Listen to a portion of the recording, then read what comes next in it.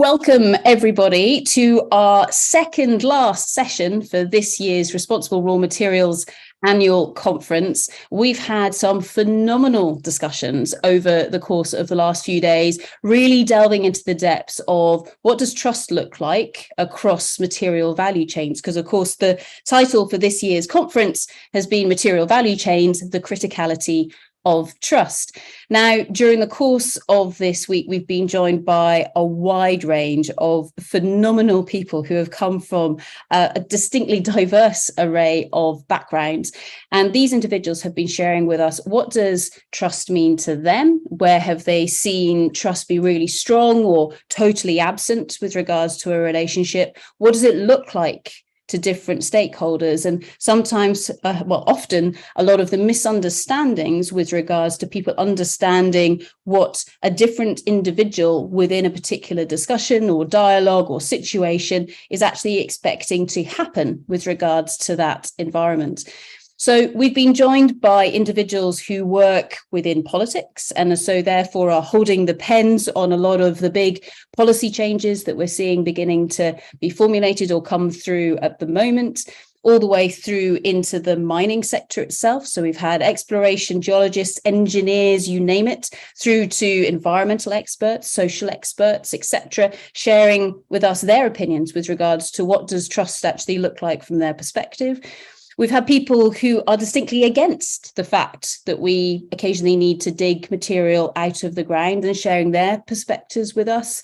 And then through into the wonderful world of academia and really challenging some of these concepts and some of these ideas and saying, okay, well, actually, if we need to be able to make sure the world has the materials it needs, how do we create that respect and those relationships that are perhaps needed to make all of that happen?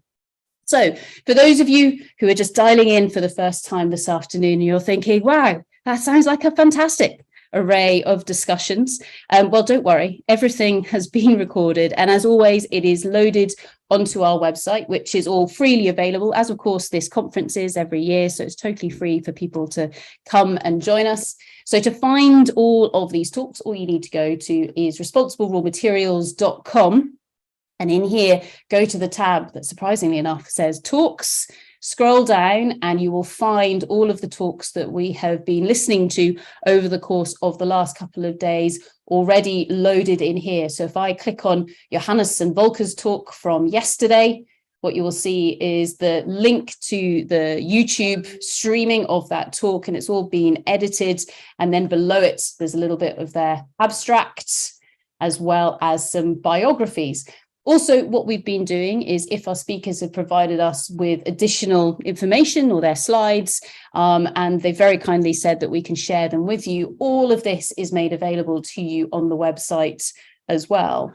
Now, with regards to this, of course, Responsible Raw Materials, we haven't just started up this year. We started up, in fact, back in 2020. So back in May 2020, when I think the vast majority of the world was in one of those lockdowns, that was when Rose and I thought, hang on a second, let's try and get people together to see what sort of different perspectives and ideas there might be with regards to what responsible raw materials actually looks like. So what does responsibility look like within the exploration, the extraction, the processing, all the way through into recycling, design of different materials? What does it actually look like? And so if you click on our past events tab, what you will see here are links to all of the past events that we have done. So back in 2020, the question was, what does responsibility actually look like within raw materials? And there were some fantastic outputs from that conference, not least, of course, everybody agreeing that, yes, if we're going to dig stuff out of the ground, we should probably do it in a responsible manner. So that was a good output from that conference back in 2020. And then in 2021, we said, okay, well, that's lovely. But how on earth do we actually make this a reality? Because it's all very well saying that something should be responsible, but for people who actually practically have to do it, that's, what does that actually look like? So the 2021 conference was where we said, okay, let's share lots of tools, techniques, advice, hints, tips, case studies of what does ESG, so environment, social and governance, actually look like, and how do we make all of that a reality? So that was the conference in 2021. And if you go to that particular link there, you'll find a whole load of different ideas in terms of making ESG a reality through the eyes of a great many different stakeholders. Then cycling forwards to this time last year, so 2022 was the conference where we focused in on, okay, so what is mining's role in the energy transition, and not just the energy transition, but ensuring it is a just transition. And so therefore, a transition that is fair and equitable to everybody who's here on planet Earth. And so how do we make sure that mining can perhaps act as a mechanism through which that wealth can be distributed in the way that it perhaps should be, and we don't perhaps lean into some of the past where certain parts of the world have become poorer and other parts of the world have become richer as the result of the extraction of different materials from all over the world. So last year's conference was all about unlocking that particular potential. And again, lots and lots of different perspectives, lots of different business models, etc., dived into there in terms of what does that look like. That then brings us forwards to 2023 and this year's conference, which of course is all about the criticality of trust. And why are we doing that? Well, we're doing it because actually the whole doing this thing responsibly and bringing together a whole load of the tools and techniques, that's really important. But what has changed over the last 18 months or so? Well, actually now lots of people are talking about raw materials who perhaps never really spoke about raw materials before. The urgency for having access to these raw materials is ramping up immensely. But of course, this is something where we need to make sure that we do this in the right way. And at the moment, with regards to trust, people don't necessarily trust one another to do this right. So that's what brings us to this year's conference and the conversations that we have been having. Now, I'm going to bring Ludivine in to help me share some of what we've been hearing in a short while. But just to give you a quick whistle-stop tour through some of the talks that we've been having. So back on Tuesday afternoon, the conference was opened by Minister Nusrat Ghani. So she's the closest that we've got in the UK to a mining minister. And she gave us a rundown on what's been happening in the UK with regards to the critical minerals strategy and different aspects with regards to that.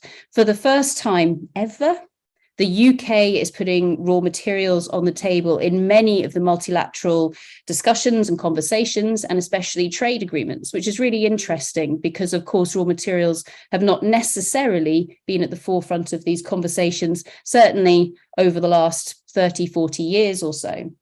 We've also spoken to a number of other individuals there on the Tuesday afternoon session, really focusing in on different aspects of governance.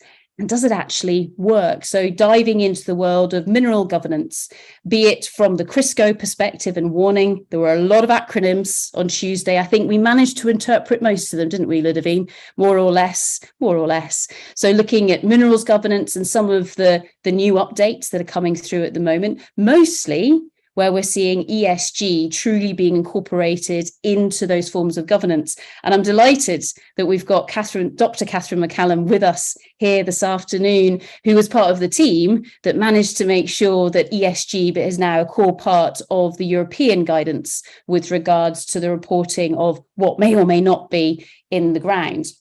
We also looked at things like transparency with regards to the ownership of companies, all the way through into Katie and Dara at the end of the session on Tuesday afternoon. So they're from Impact Traceability, and they shared with us a fantastic case study from Burkina Faso, which was where, from an artisanal gold mining perspective, the community pooling their funds together and basically creating a community bank, therefore being able to finance themselves with regards to different tools and different infrastructure that they need there. So that was Tuesday afternoon. And I think for me, Ludivine, one of the key outputs there was, okay, yes, what's changing in this world of governance and some of the areas where, we can see the opportunities that are coming at us very quickly, but also some really practical hints and tips that are actually being put in place at the moment. Ludivine, any comments with regards to Tuesday afternoon? I think what was interesting is that we definitely took a wide angle view on what mining is. One of the complexities is that as we talk about critical minerals, we're increasingly talking about mega mines all the way to ASM. And some of the lessons that we heard about and, the initiatives that we heard about, like from Katie and Monsieur Dera of Impact, these will be increasingly relevant to the mining of CRMs. So bridging those trust gaps are also a big part of the future equation. Fantastic. Thank you, Ludovine. So that was Tuesday afternoon, kicking off the conference. Just to give you a quick overview of what then happens on Wednesday morning. So Wednesday morning, we kicked off with, I think, maybe Ludovine's favorite person on the planet, other than, of course, her husband and cat.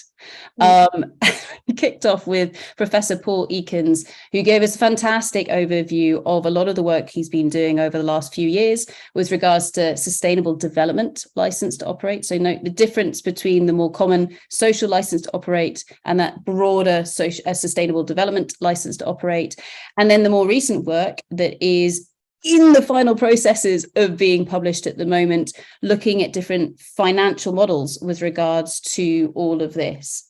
We then took a look at the world of batteries, and then Andy Whitmore from the London Mining Network shared with us a little insight into a report that's going to be published on the 31st of May with regards to raw materials in the Scottish context. And something that really resonates with me there, Ludovine, was his statistic that if Scotland as a nation increased the availability of buses by, I think it was 30%, then the need for lithium, I'm assuming with regards to, say, batteries and electric vehicles, would go down by 32%. So I thought that was a really interesting way of looking at the situation from a very big macro systems thinking perspective and saying from a practical perspective, how can we reduce the demand on some of these materials? Now, I'm assuming that these buses, we'd hope, would be running on some form of renewable power rather than, of course, dirty diesel or something like that. But in terms of just looking at things from a system perspective, that was really interesting.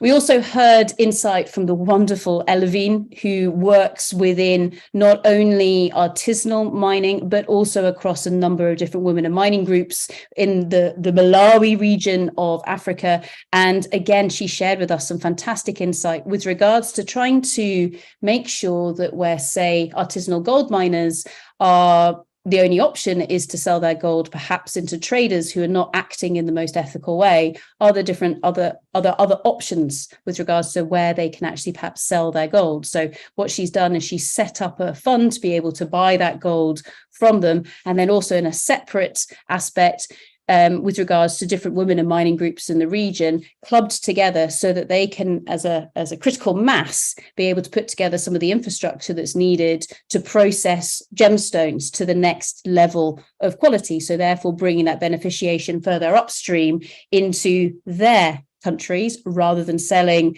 less valuable gemstones downstream for somebody else to get the benefit from that.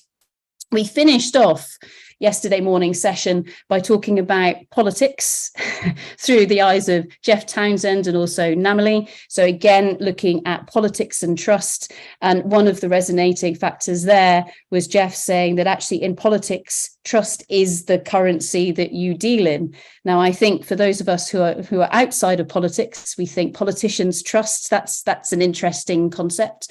But actually, it was a really interesting viewpoint to look at this. And also Quinton Newcomb as well gave us insight through the eyes of being a judge. So what does that mean with regards to trust? Just to finish off on the Wednesday side of things, and then I'll bring in Ludovine for her commentary on this as well. Wednesday afternoon was all about how do we find the ability to really listen to what one another are saying and actually understand what one another are saying and use that in the form of, say, negotiations or making sure that we're all on the same page. And the likes of Robin and Johannes and Volker and Adrian, they all shared different tools, tips, tricks and techniques to be able to do this. Priscilla from the Colorado School of Mines said, okay, I'm going to take trust and I'm going to take tailings dams. And I'm going to smash the two of those guys together and say, well, what does this look like when we're really trying to understand it? Richard Harrington from the Natural History Museum gave us a fabulous overview of one of the projects that he's been involved with recently in the Philippines, where the entire research project started out with really fantastic engagement with the local community. So there was no science or anything like that being done until they'd actually built up that level of trust, or that foundation of trust with the communities in that part of the Philippines. And from there, the geoscience, the social science, etc., that was being done in that area really was done in a collaborative manner with members of the local community. So fantastic talk to go and look at there. We rounded off yesterday, firstly with a talk from Leanne Kemp, for whom it was about 2:30 in the morning because she was in Australia. So I take my hat off to Leanne and say thank you so much for giving us insight to what her company Everledger have been up to. It's one of the blockchain companies, and she is very much in the center of the battery passport and understanding where all those raw materials are needed for batteries. So if you're interested in that, go and watch Leanne's talk because it is truly phenomenal. And then yesterday we finished off with John Crawley, who is a fantastic friend of mine. I get to work with him all the time, and he always has me in laughter. But John gave us the most amazing summary of basically the Good Friday Agreement. So he had been one of the people who was part of some of the discussions that took place slightly more than 25 years ago. And he gave us insight into, okay, nothing to do with raw materials or mining, but a lot to do with trust. And how do you go about taking a situation where people really do not trust one another and actually bringing something positive out of that situation? He also started his talk off with some traditional Irish music, which was genius when we got to the end of the day. So John is a good talk to look at. Ludovine, before I come on to this morning, is there anything from yesterday that you would like to highlight? Well, I think the interesting thing about yesterday is that there was a common theme throughout the entire day, is that most of the speakers focused on, that little empty space between silos, between people, between my perspective and your perspective. And as we know, nature abhors emptiness. So in order to avoid that emptiness being filled by misunderstanding or,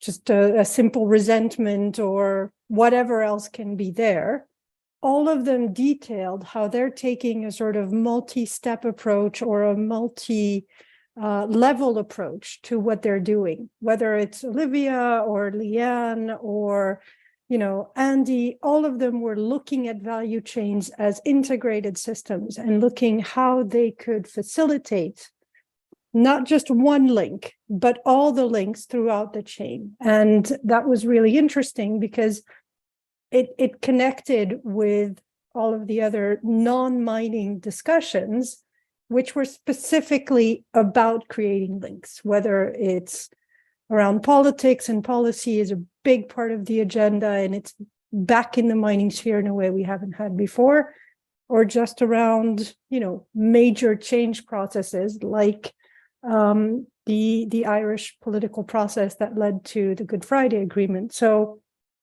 definitely the whole day was a masterclass in living in the gap and making those gaps a constructive aspect of building a system. Fantastic. Thanks, Ludovine. I'm loving the living in the gap takeaway from all of that.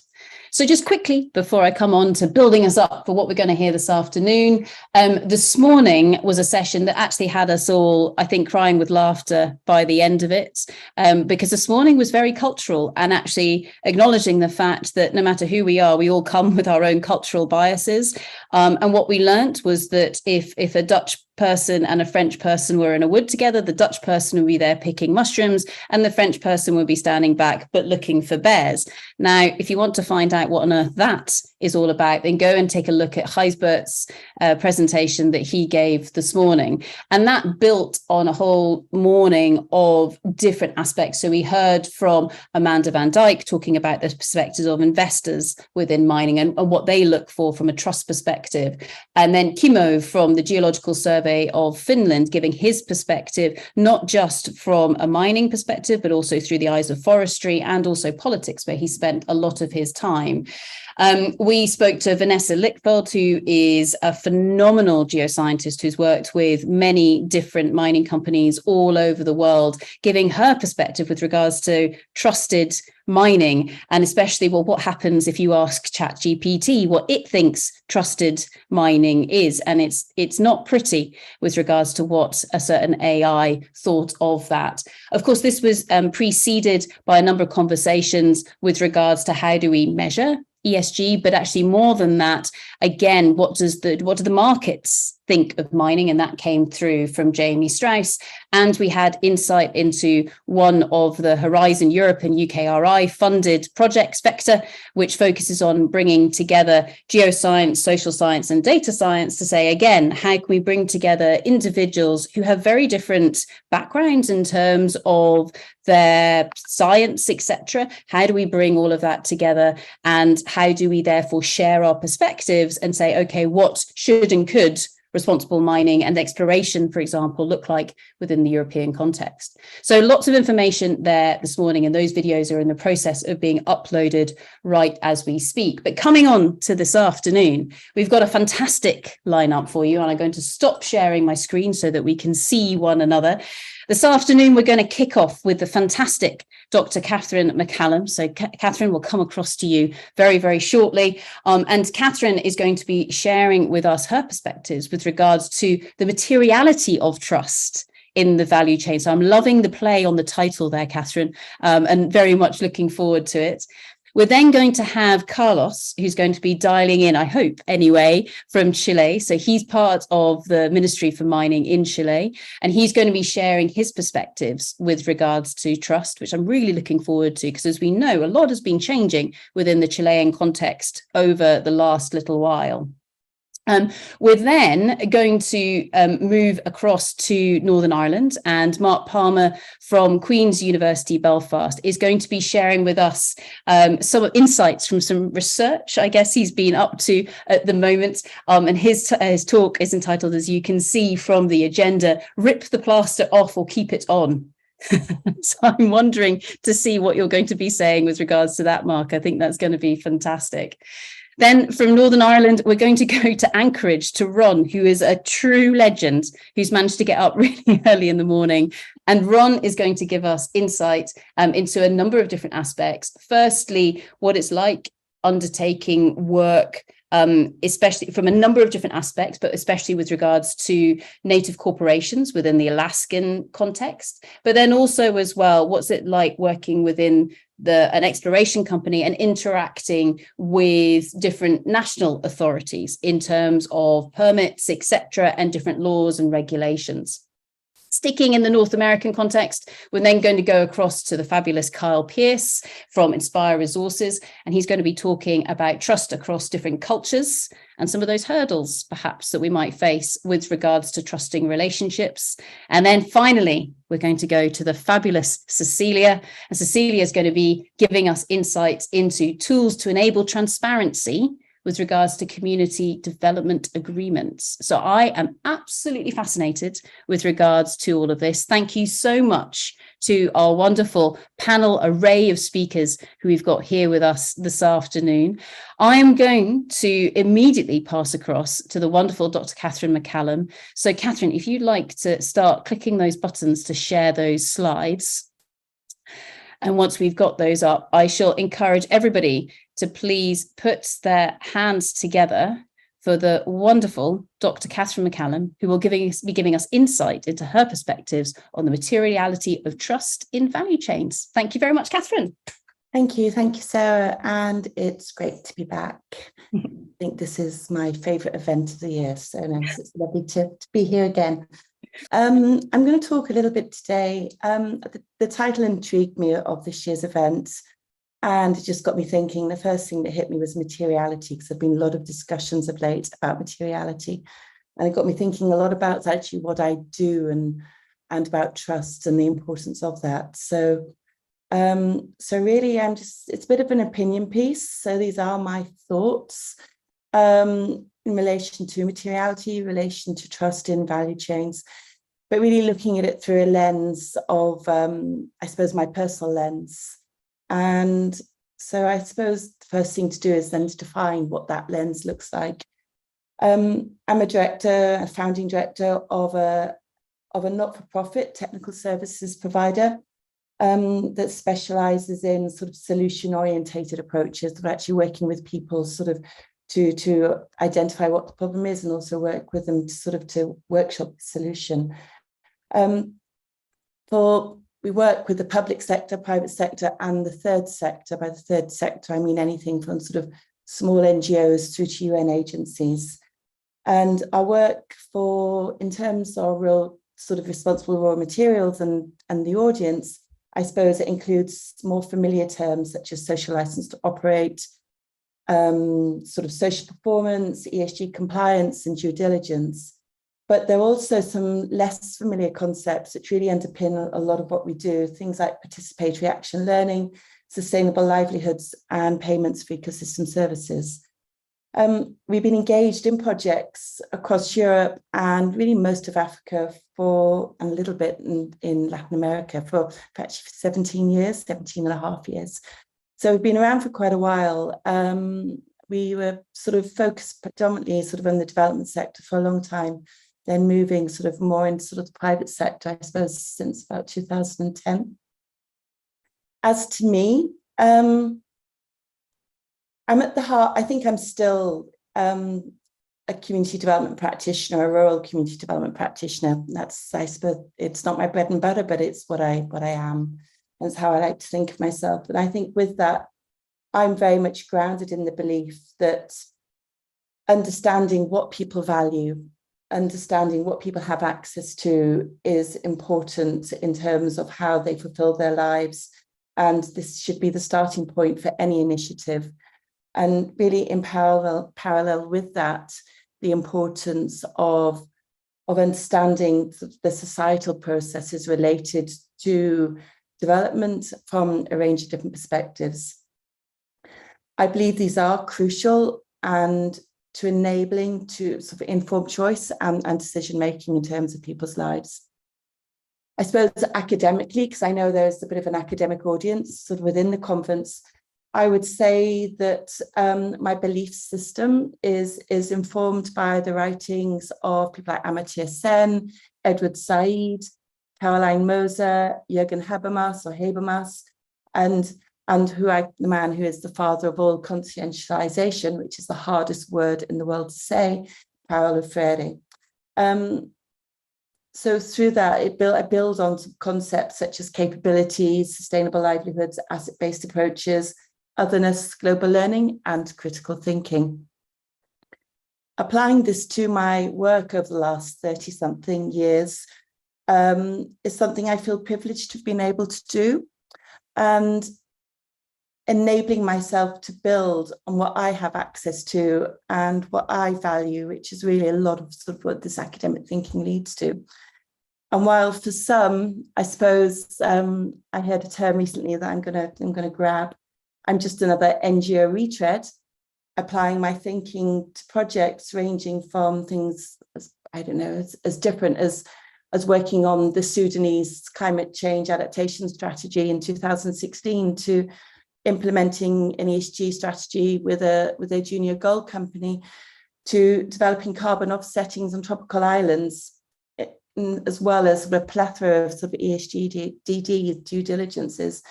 It's made me think an awful lot about trust and its value. So that's me, where I'm coming from, really. And the rest of the talk is going to be what I think about this subject. And so really, what is trust and why does it matter? And in your chat, I'm hoping that the lovely Rose has just put in a link. And I thought it'd be quite interesting to actually hear from other people. So whether you're on the panel or you're listening as a participant, I hope you get the opportunity sort of to click on this link and just really put it in a few sentences. You know, what does trust mean to you? What is trust and how does it matter? Sort of in true sort of Blue Peter style, I've got one I sort of prepared earlier with some colleagues. So I've got a little bit of input in here. And what It's been shown by sort of the people I've already asked this, but then also coming in sort of from your input, which I will keep updating as we talk, is that trust can be referred to, as things like the capability to engage in relationships, or the willingness to take risks on the behavior of others, or as a rational prediction about other people's behavior. It can also be regarded as a belief system about the probability that others will cooperate or do as you expect. It's seen as a building block. It's perceived to be reciprocal. It's mostly two-way. Let's just update this quickly. It's seen as something that ultimately depends on the values and attitudes of others. It takes time. It takes the effort, and it can be broken or damaged very, very quickly, often resulting in distrust or suspicion. I mean, all we've got to think about, is Rio Tinto and those caves, which pretty much dominated the very first responsible raw materials conference that I presented at. And then really quite upsettingly, more recently, Anglo American, who seemed to have this really sort of good image, or like to project a really good image, was stopped from doing exploration work in the Amazon and in sort of indigenous people's lands. And this does not help your trust in the world. And then that also begs the question, is trust rational? I mean, Sarah said earlier, politics depends on trust. I heard on the radio again yesterday that Donald Trump's greatest asset is the trust his supporters have in him, which is quite a bizarre notion, I think. So where does that lead us? Trust, values, they're linked. There's been coming here, it's a value judgment, it's linked to values and attitudes. So when we look at trust and values, I sort of, we need to think then, what are the values that underpin trust? Jürgen Habermas, who's a German academic, so he suggested that for the EU to have any chance of sustainability, and the Green Deal is a key part of that, then that requires a consensus on a set of fundamental values. And closer to home, sort of between sort of that dark period of, well, I think it's a dark period anyway, of Brexit and then COVID. And I'm not so sure where we are now in terms of that, if it's gotten any brighter. But the British Council sort of carried out a really interesting study across the whole of the G20, looking at trust and values, and what are the values that underpin trust in all of these different countries, with also a focus on what people believe or how people regard sort of the UK. And I think this is an absolutely fascinating study, because there are four values that stood out and that dominated all of the responses. And this is across the 20 most economically powerful countries in the world. And those were equality and diversity, cooperation and tolerance, peace, and freedom of speech. Now, bearing in mind, the study was done in 2018, 2019, sort of 5 years on. If you think about those four values and our world as it stands at the moment, we don't seem to have very much of those, which doesn't bode well for the G20 or the 21st century as it stands in terms of values and trust. The same study sort of looked at the net trust of the people, the institutions, and the government of the UK. And again, this is fascinating when you look at sort of what Germany, Russia, and Turkey have in common, is they do not trust the UK government one bit. That makes you ask the question why. I do not have an answer for that, but it could be an interesting question. When you look at sort of the people of the UK, marginally better. Our institutions sort of score the best. But still, in terms of trust, it's India and Indonesia that trust us the most. And China is up there. And again, this is really quite interesting. And again, I do not have answers as to why, what is the justification for these, but it just shows, trust is not something which you can depend upon. And if political dialogue and relations political dialogue and relationships depend upon trust. Where is the UK government in with all of these countries? And bringing this back sort of to Habermas, if trust is linked to shared values, what are the core beliefs that guide, these certain behaviors? What does this then mean for a mineral value chain? So looking at a value chain, most people talk about supply chains, and the supply chain really represents the life cycle of product or process, from the raw materials all the way through to the disposal or recycling of the process if it's feeding back into some form of circular economy. And whereas a value chain is slightly different, because it looks at the supply chain, but it also looks at where and how and in what manner value can be added along that chain, both to the product itself, but also to the actors involved or the stakeholders that might be affected or interested by any of the players across the value chain, and also potentially affected by each of the different links or all of the links.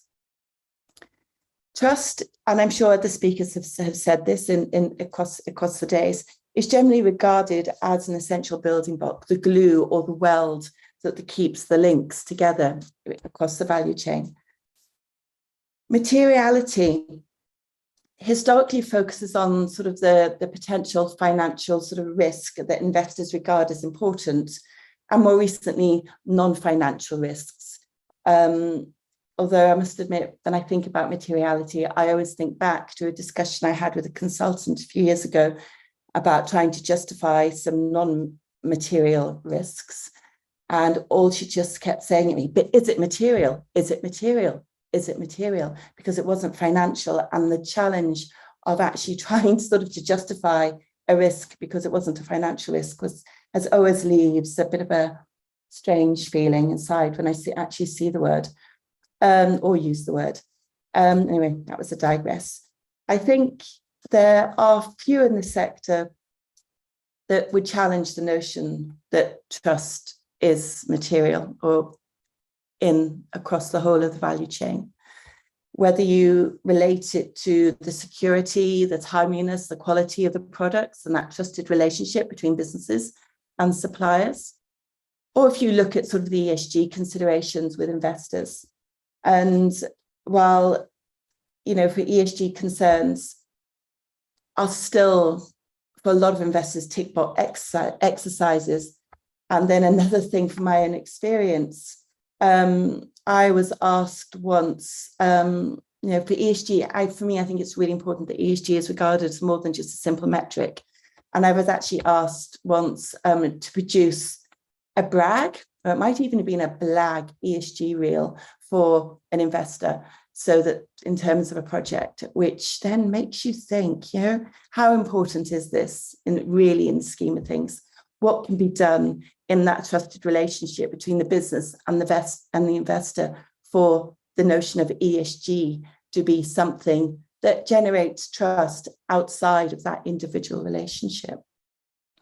And then we come to the government and the relationship between government and business. And the trust there is, it's in relation to the compliance, it's in relation to sort of good international industry practice, and also in relation to sort of geopolitical imperatives. And these sort of tend to be sort of, between sort of the government, between the business, ensuring that the business is safe to operate in a country and is secure to operate in a country. So those are all the material sort of considerations, but underpinning this, we have transparency. And I would argue that it is a foundational element of trust across the value chain, and but it requires a willingness to share information. It requires a willingness to provide information. It provides a willingness to provide data, and for that data that is shared to be the true data, to be actually trustworthy, to be ethical, and to be accurate. And it means it's not only the financial data, it's not only the accounting data that needs to be accurate, it actually needs to be data in relation to the non-financial materiality aspects. And what should this include? This should include things such as the relationships between the various actors involved, whether they are, and the governance related to that, whether it be, in terms of the decision making, whether it be the hows, the whens, the how muches, the what prices, and sort of also, in terms of the context. So it's across the value chain, but also then in relation sort of to that context. And I think by governance, and I know we have Ludwig on the call, so I had to be careful here, but, by governance, I mean the proactive involvement and participation of the different actors. I mean across the whole of that value chain, whether it be sort of networks with sort of disparate members actually coming together and the governance between those, whether you are looking at sort of a quasi hierarchy where you've got sort of independents, people of equal or perceived equal standing, sort of the discussion and the decision making at that level, or you've got more of the traditional hierarchies where you've got sort of parent companies and subsidiaries. So I think trust is important and trust is material across the value chain, and transparency is equally as important. However, in my sort of research or my preparations for today, I came across another really interesting study, and it's more recent than the British Council one. This is a 2021 study, and this talked about the dark side of trust. And it was a study on the global value chain and the benefits of a lack of trust or minimal trust. And it actually suggests that less trust is better, particularly from the perspective of the relationship between the business and the supplier, than more trust. And the reasons for this were things like, if there is less trust, you're going to have to sort of do more, you're going to have to push yourself more, there's going to be more competition, you're going to have to consider how you can be more innovative, and you're going to have to engage in what some call constructive conflict, what I would call, and again drawing on Habermas, something more akin to deliberative dialogue, looking at the perspective of others. And I think what I take away from this study is that blind trust is of little value, or goodwill trust, as I think is similarly, and quite possibly dangerous, as it fosters complacency. And I think it's this complacency which feeds the potential dark side of minimal trust. I think looking at deliberative dialogue, looking at things from a range of different perspectives, require an understanding or an interest in the different values, and somehow reaching and seeking consensus on what are the shared values. And I would sort of extend this really to the social context across all of the various links, by having some sort of understanding of the shared values within a value chain, but also with the stakeholders and the context within which the various links of the value chain exist or host the different players in the value chain. By understanding those values, only by then can meaningful trust sort of be developed and be of value.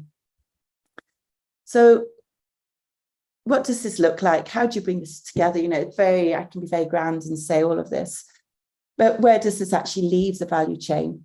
Again, so I suppose putting on my NGO retread hat, after 15 years of working and advocating with an MDG, Millennium Development Goals sort of framework, for reduction of global poverty, I was very, very, very pleased with the arrival of the SDGs and their global remit.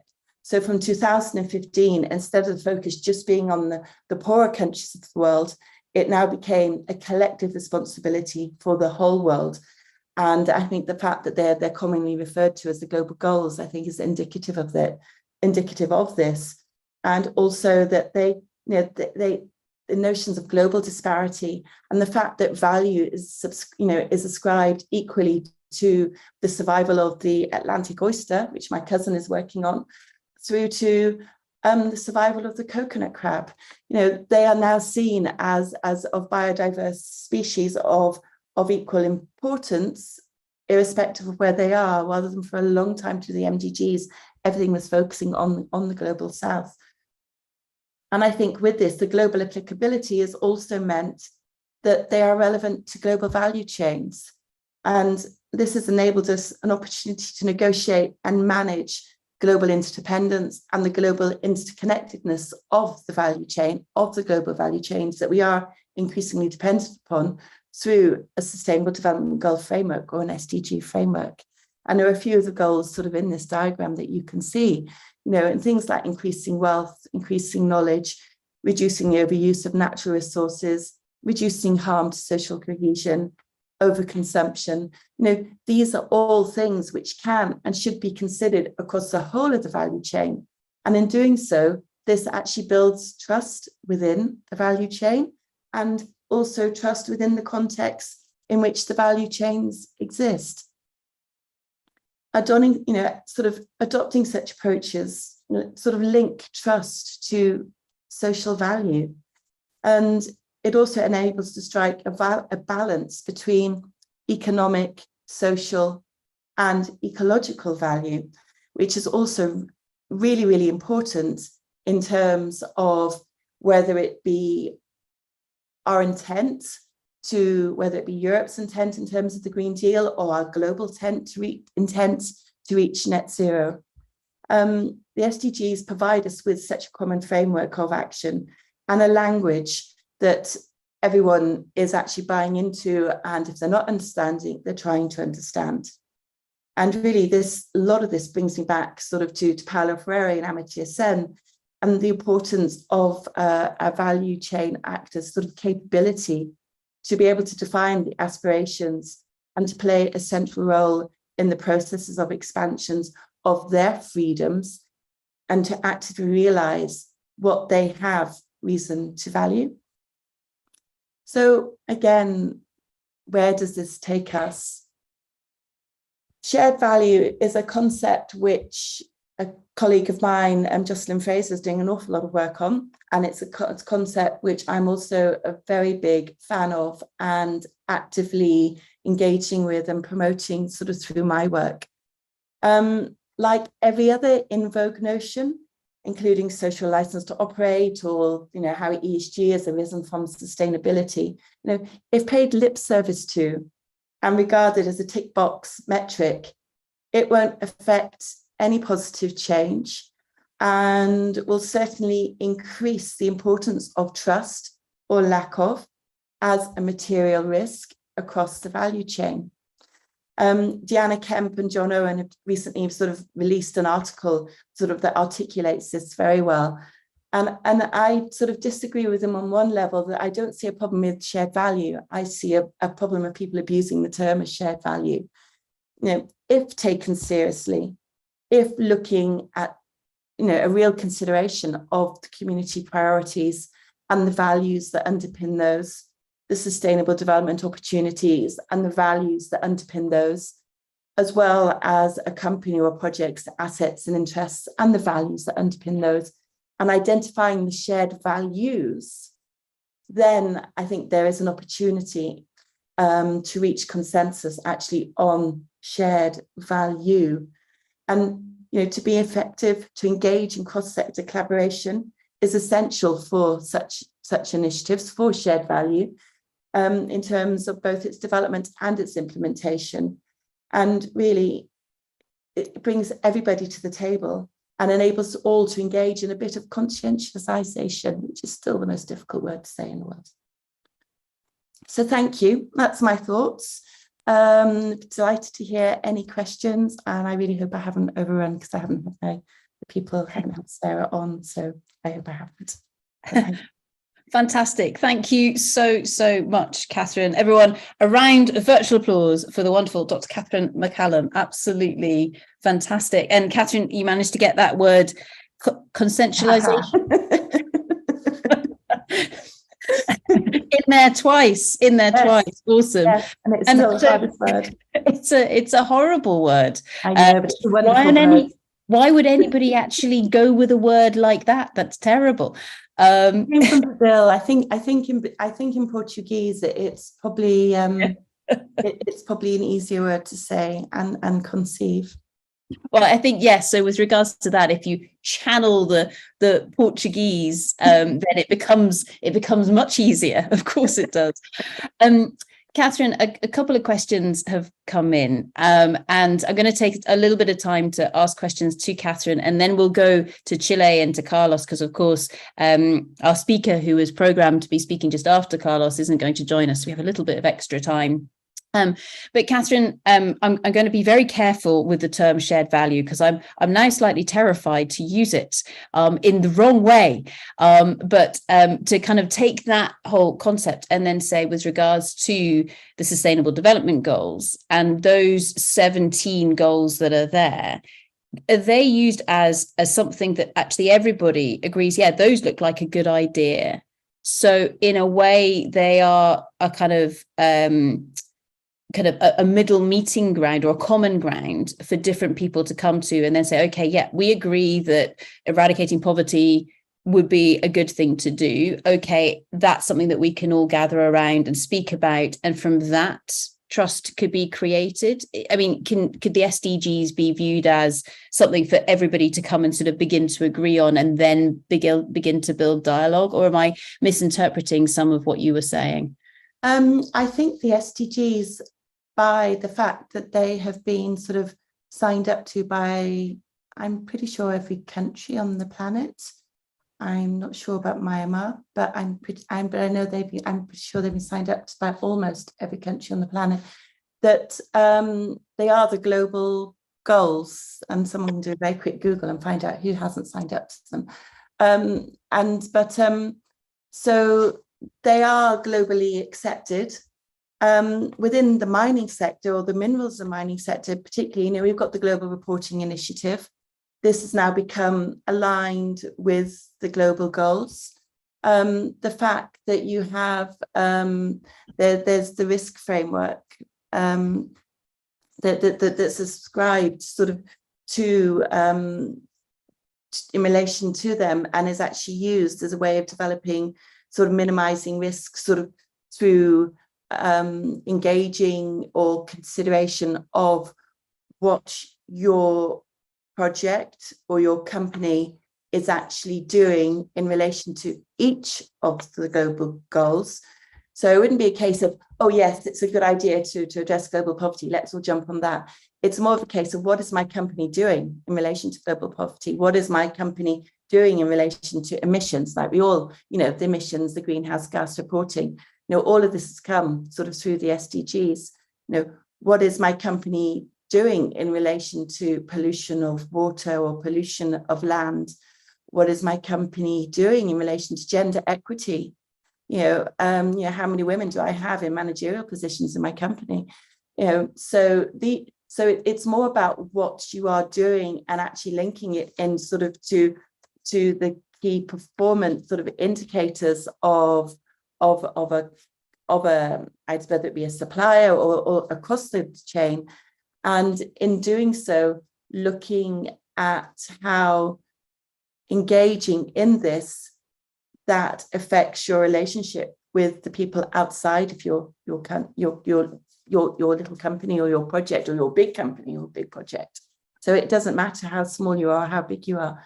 So I think what they provide is a coherent framework that is widely accepted and really applies to all of us. And so it's that applicability as well, isn't it? So we've all got skin in the game, yes, I guess, with regards to the SDGs. Very much. So therefore, immediately there's an element of what's in it for me on a really selfish and personal level, but actually, I guess that gets some interest. And Kyle's put a great comment into the chat, by the way, when you were talking, and he says, I love the discussion about the dark side of trust. And then say, could this lead to complacency? Is transparency the answer? I don't know if you want to comment on that, Catherine. I just thought it was fascinating, and yeah, it was the name of the study, The Dark Side, and it was just too good a title not to use it. Just had to find somewhere to pop it in because it's great. But I think it's, it went into a lot more detail and had all sorts of different scenarios. But for me, reading through, my takeaways from it, the complacency is what fuels the dark side of trust, very much so. Complacency and blind trust. I mean, politics, blind trust, civilization, informed trust. And so I guess with that as well, I mean, what's coming through there are the different layers, or the fact that, just saying trust me and then carrying on, that doesn't work, does it? In terms of having something that's resilient. No. And there's quite a few of us on the panel today, I think, say, trust me, I'm a doctor, but would you? Well, if I said to you, trust me, I'm a doctor, you're probably definitely going to die, because I'll kill you with boredom by talking about rocks. So with that, Dr. McCallum, thank you very, very much for joining us here today. Absolutely fantastic. Everybody, Catherine McCallum, thank you very much. Awesome. So we're going to go from, we're going to go from the dark side of trust. I have to do that, Catherine, because I can't say the other words. I'm going to have to go away and practice it, to Chile. And it gives me huge pleasure to welcome to our virtual stage Carlos Silva Landeros, who is from the Mining Ministry of Chile. And Carlos, if you've got your slides, if you want to see if you can share them your end, because if not, we've got the backup this end. So Carlos and I, we met one another a couple of months ago at a conference here in the UK, talking about material value chains, how to measure them, and also as well what data was available, what data wasn't available. And it was really interesting because, of course, there's been a lot of change in Chile at the moment, and we had fantastic discussions talking about different relations between different countries, different parts of the world. And Carlos, just in terms of your slides, if you want to hit swap again, because we were seeing the right screen before. And then we'll get back to the right one. If you hit switch, so we're seeing your note slides at the moment rather than the other one. I'll change it. Okay, I'll Perfect. try. That's fantastic. It switched on you. So Carlos and I, we met at this conference, and we had fantastic discussions. And I was going to say it took a lot of arm twisting to get you to speak today, but it didn't, which was beautiful. So everybody, I'd like to welcome to the stage formally the fantastic Carlos. Carlos, over to yourself. Thank you very much. Thank you very much for having me. Nice to meet you, Sarah, Rose. Nice to meet you, everybody. So you can see the slide right now. It's okay? Yep. It's perfect. Okay. First of all, a disclaimer. This is the first time I speak in English in a conference like this. My native language is Spanish, so probably I will have a lot of problems with the PPT, or when I speak, I may have some trouble with my English. So sorry if you don't understand a thing. Please just stop me, or you can ask me after I finish my presentation. Okay. Gracias. Okay, I'll go. Okay. When you told me to talk about the trust, I thought about to show you some examples on some facts in how I think trust works in the mining industry in Chile, and I kind of make some groups of relations between stakeholders through the value chain. And can you see it? It's okay? Okay. So I make these 5 groups from the institutionality, where I believe the country is very related with the company that comes to our country, in this case, Chile, to work, and how the legal certainty and institutionality is very important in terms of the trust between these two actors. Also, the company have to have this so-called social license to work in the territories, and the society need that to have this trust. Also, in terms of the international business license, you have, I believe, the company and the country host of the mining activity to show probably a foreign buyer of these minerals that the extractive activity is performed with respect with human rights and other standards. Also in the commercialization aspect, you have again the company that need to show to the host country that the minerals that are being exported are in terms of they pay the taxes and other stuff. And finally, I believe there's some relationship between the countries involved in the value chains in terms of the value they gain through this activity, this industrial activity. So I am going to show you some examples in these 5 fields that I call. So what's happening in Chile regarding the trust or the building of trust, okay? So first of all, institutionality. Well, in Chile, we have an institutional framework built by 3 elements. The first one is the Ministry of Mining that oversees, of course, the public policies. And then we have 2 important elements. One is the National Service of Geology and Mining, called SERNAGEOMIN, that oversees technical overview of geology, mining, and volcanic hazards. This is a service that provides the sectorial or mining permits for the projects to operate. And then we have the Chilean Copper Corporation, called COCHILCO, which also is very important. It's developed several studies and statistics of copper and other metals, and also controls the commercialization of the copper in this case. In terms of regulation, we have this Chilean Mining Code, which is the main law in terms of mining that regulates exploration, and other stuff. And as a government, we currently have a modification. We submitted a law project that aims to boost the movement of the ownership of mining property in order to promote the exploration. So this mining code that comes from the 80s needed to be reformed. So that's why we're doing right now. And it's based on the increasing in a progressive way, the patents, the payments that the people do for the mining property in order to set free some properties that has been monopolized. And also we have, this is very important, we have our first national mining policy, 2050, that give us 78 goals in terms of the economic, social, environmental, and institutional matters. And this, I believe, is very important since give to all the mining ecosystem some certainty about where we have to go ahead in terms of our public policies or our mining projects, and make us to be very coordinated in terms of how the mining industry must be developed. Well, in terms of environmental and mining permits, we have our environmental law from 1990, and then we have our update in 2010 that developed the environmental institutionality. And the permitting system is regulated by the Environmental Assessment Service, and also some mining safety regulation by the SERNAGEOMIN. And this includes a lot of permits, but the main are the environmental impact assessment process, community consultation, and the compliance of safety environmental standards. And finally, in terms of the certainty, we have the taxation, which is very important.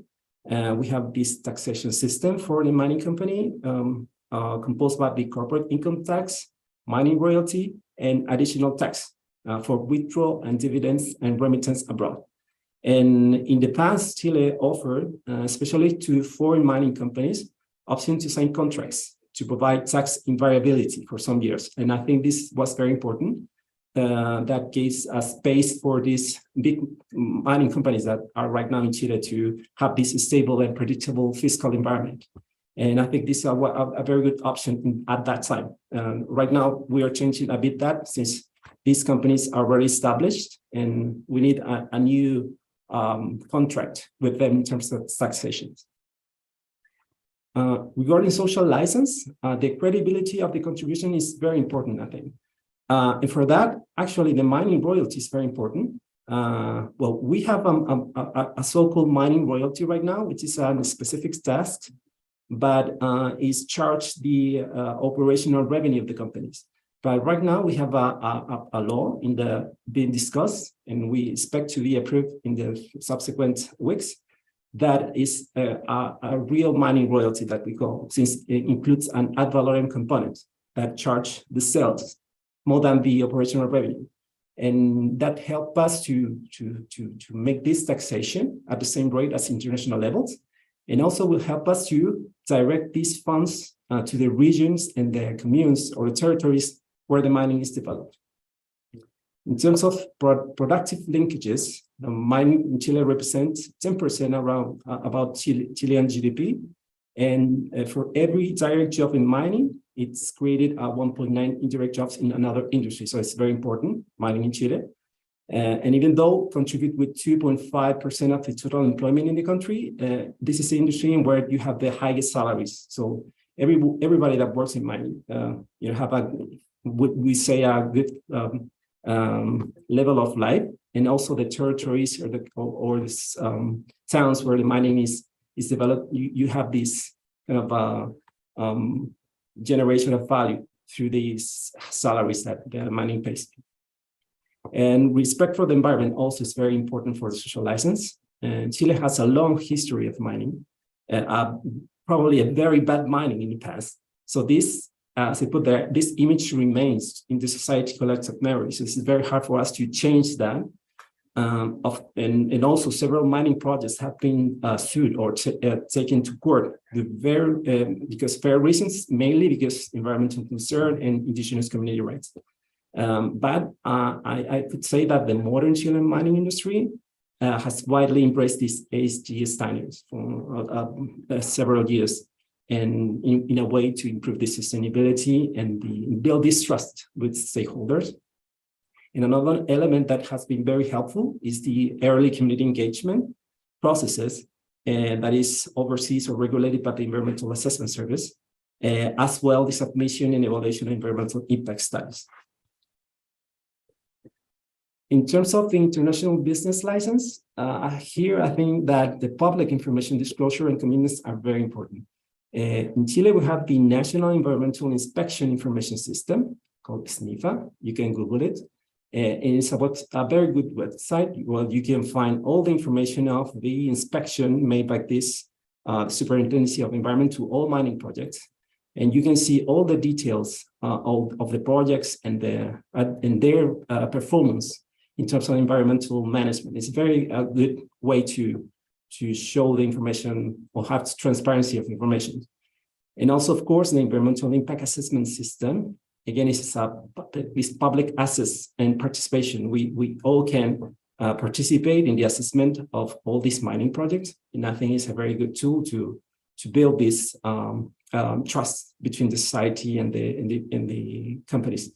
And of course, there's a lot of sustainability reports that the company generates. And Cochilco, again, this copper Chilean corporation generates several studies and statistics about copper metals that, again, is a way to build transparency of data internally and abroad. In terms of the commitments, I will highlight the Escazú Agreement. Last year, we signed this. This is the regional agreement on access to information, public participation, and justice in environmental matters in Latin America and the Caribbean. And this has kind of I'll make it to level or to hide the level of transparency and participation. Actually, all the works that we do right now in public policies, at least in this ministry, is focusing on public participation, on the transparency of the data through the website. And so I think this agreement has been very good for generation these commitments of transparency and trust from the government to the public. Of course, we are part of or agree with the ILO Convention number 169 of Indigenous and Tribal People Conventions. And we have our Human Rights National Institute that oversees and promotes the protection of human rights of the people living in Chile. And this is new, and also wanted to highlight it here. We are currently pursuing to adhere to the Extractive Industries Transparency Initiative, the EITI standard. This is a global standard to promote the open and accountable management of oil, gas, and mineral resources and revenues. And again, I think this is going to change the way we manage data, we show the data and to share it. And I think it's going to be a very good tool to build more trust between stakeholders. In terms of commercialization, the export control is vital. And here we have our national customs that perform inspections and verify the quality and quantity of the copper exported. And of course, we have again Cochilco and he has a role of monitoring and controlling the commercialization values of the copper export to certificate that these correspond with market values and there's no distortion for tax calculation. And I'm going to repeat again how important is the royalty here. I already mentioned that right now we have a specific mining task that is called mining royalty, but it's not very written there, but only tax the operational revenue of the company. But right now we are having this project, this law that they're going to add this ad valorem component to charge the sales of minerals, since the spirit of this project is to recognize the non-renewable aspect of the extraction of minerals. So we believe that, again, is going to help for the society to understand that the mineral or the mining industry is taking account this is in a transparent way, and that generate the value that the people of this country demands or need. And finally, also, this is important to you. We have concentrate copper concentrate that are being exported, and right now the minerals within the concentrate that are being tracked or charged by taxes are just copper, gold, and silver.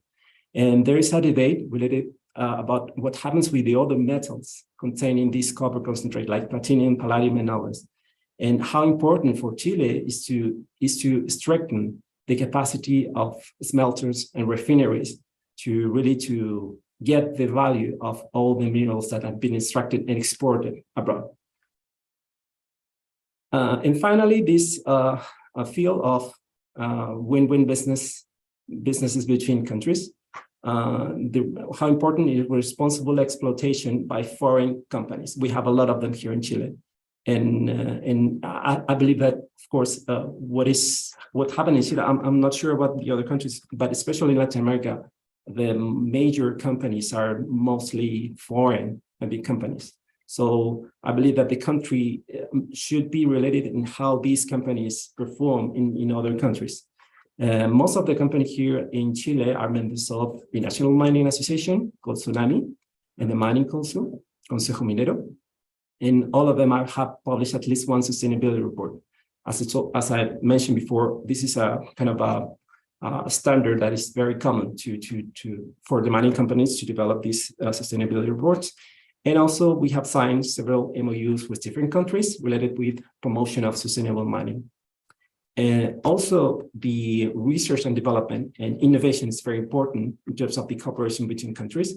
In 2009, we started our International Centers of Excellence Attraction program, and I think it was very successful. The goal was to promote the innovation in the country by generating partnership with international entities, research centers, to develop projects in the industry, especially in mining.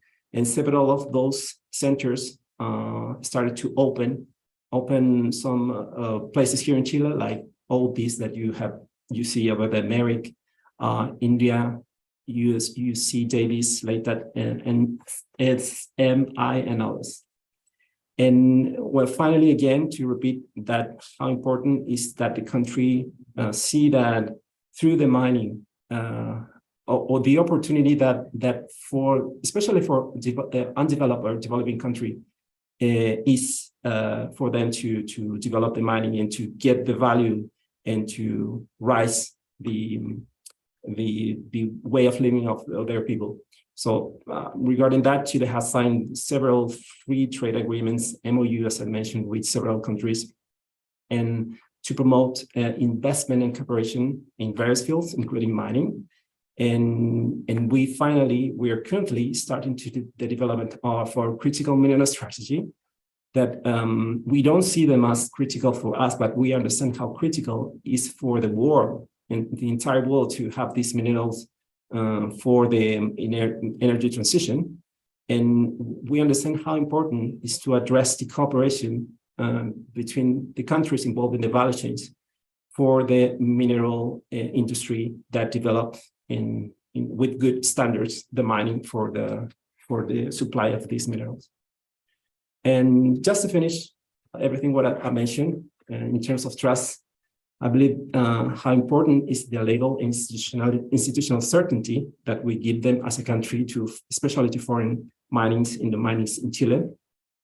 The importance of the credibility of the contribution of mining to the people and the respect for the environment.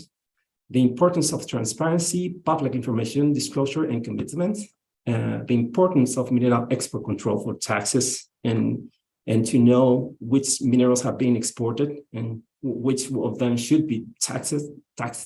And finally, the importance of the development of the countries involved through the value chains that I think should be a main goal for the states and the governments that are involved in the value chain. That's all. Thank you very much. I hope you could understand what I said. And I'm open to questions. Carlos, that was absolutely fantastic. Thank you so much for that. Everybody, a round of applause for the fantastic Carlos Silva. Thank you so much for that. And I don't believe you when you say that that was the first time you've delivered a talk. It is. Because that was phenomenal. That was great. Carlos, we've got a number of questions that are coming in, if I may.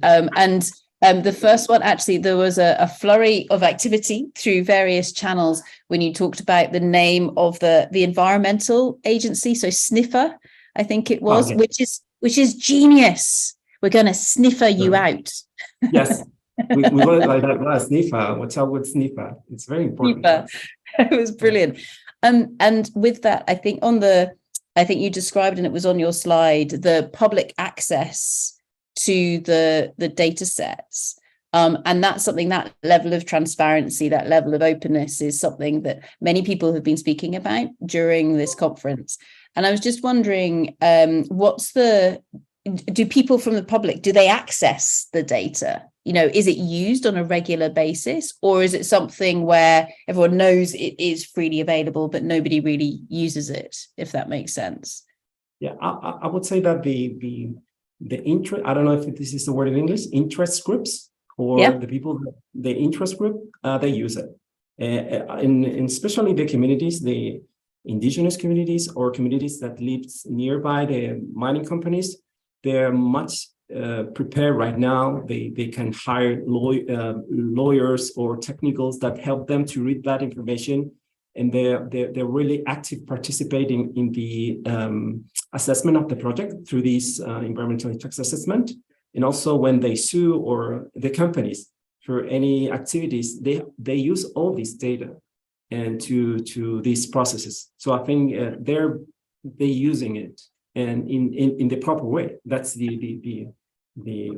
course the goal of having that data. Sure, but I wouldn't say that that's for the whole society. Or for example, people are living in Santiago, they don't care about that, but the people that need that information, they have it.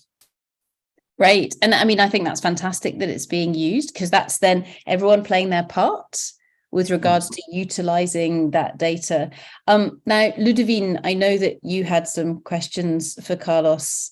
I don't know if you want to come in and ask one of them. No, first of all, I want to congratulate Carlos, because this was an incredible overview of what's going on in Chile. And I wanted to ask about this debate about increasing refining and local value addition, because I work primarily in Africa, and actually what Chile discusses and where that debate goes is incredibly influential in some of the African jurisdictions. So I was wondering if you could tell us a little bit more about that, the tone of that debate, where it's headed, and more importantly, who's involved. Okay. I would say that for years, there has been this doubt, and it's related with the not availability of all the information, that people believe that a lot of value of the minerals have been exported, and Chile is not taking the value of them because of there's not information available. Again, they believe that the mining companies, they do that with a purpose. They're like being stealing on purpose, and I don't believe that. I work in the private sector. I know that's not. I hope that it's not right, because you never know. But well, that's on the society, and the government has made some effort to tackle that. Currently, Cochilco, the organization that I mentioned, is working together with the national customs to make major efforts in terms of track better the sub elements of the copper concentrates, but the current regulation just allow them to track, as I mentioned, copper, gold, silver, and molybdenum. And the current regulation doesn't allow that for the other minerals. And there's a part of our interest group that is pushing that for change. And it's very complicated because I don't know if the mining companies, if it's their interest to know what is in the concentrate, because they just sell them, and probably in China they use that and they get that value, but it's not a problem of the mining. It's not a problem of the mining company, and it should be. And that's what it was. I think we were talking about this country involving the value chain. It should be a problem of the mining company that look forward to give back the value extracted from the soil of one country, and that goes to another one and generates value in another place. And well, that has been happening right now. And as a government, from last year, we started an agenda of enhancing the capacity of smelting and refinery in Chile. This is part of the agenda since, well, we have 7 smelters in Chile. We are the second one. China has kind of a 27. We are the second one with just 7 smelters and refinery. And since, because of environmental problems, one of them had to shut up to finish their operation. We have it again in the public agenda, what's happened with the smelter and refinery. And we're using that to push the agenda of enhancing this capacity. We're in July. In fact, we're going to send to the Congress a proposal of enhancing this capacity. That what I'm going to say a little bit about is to make some groups of public groups to generate an agenda to 2025 to update the current capacity and to look for a new capacity in Chile that has the los últimos, how to say it, with the highest standards of environmental aspects and stuff. Well, again, just to finish, there's a kind of discussion about because of the lack of information, of doubts about the behavior of the company. And right now, as a government, we take the agenda to enhance this enhancing of the smelter and refinery operations in Chile. Carlos, it's really interesting. And I can see Ludovine saying yes. Thank you. Yeah, that's really interesting. Thanks. No, it's absolutely fantastic. And Carlos, later on this year, actually, we're going to be helping to organize a conference looking at the platinum group metals. So some of those metals that might be able to be extracted along in that process that you're talking about. So we'll make sure we send you an invite with regards to come along to that as well. So with that, everybody, I'd like to invite you to please put your hands together for the fantastic Carlos. Thank you very much. Brilliant. Thank you. Have a great afternoon there. I'm in the morning right now. You're in the morning. We're in the afternoon. It's great. Fantastic. So going from the morning in Chile to the afternoon in Northern Ireland, the next speaker that I am really, really very excited to welcome to our virtual platform is the fantastic Mark Palmer. Mark's coming to us from Queen's University, Belfast, and he's just sharing his screen at the moment. He's usually a Teams user rather than a Zoom user, but we've shoehorned him into the wonderful world of Zoom for this afternoon. So everybody, please put your hands together for the fantastic Mark. Thank you very much. He's going to find the mute button. There we go. There you go. Thank you very much. Mark, you'll need to hit present again, just by the way. Yeah. Thank you very much. That's us now. Thank you very much, Sarah.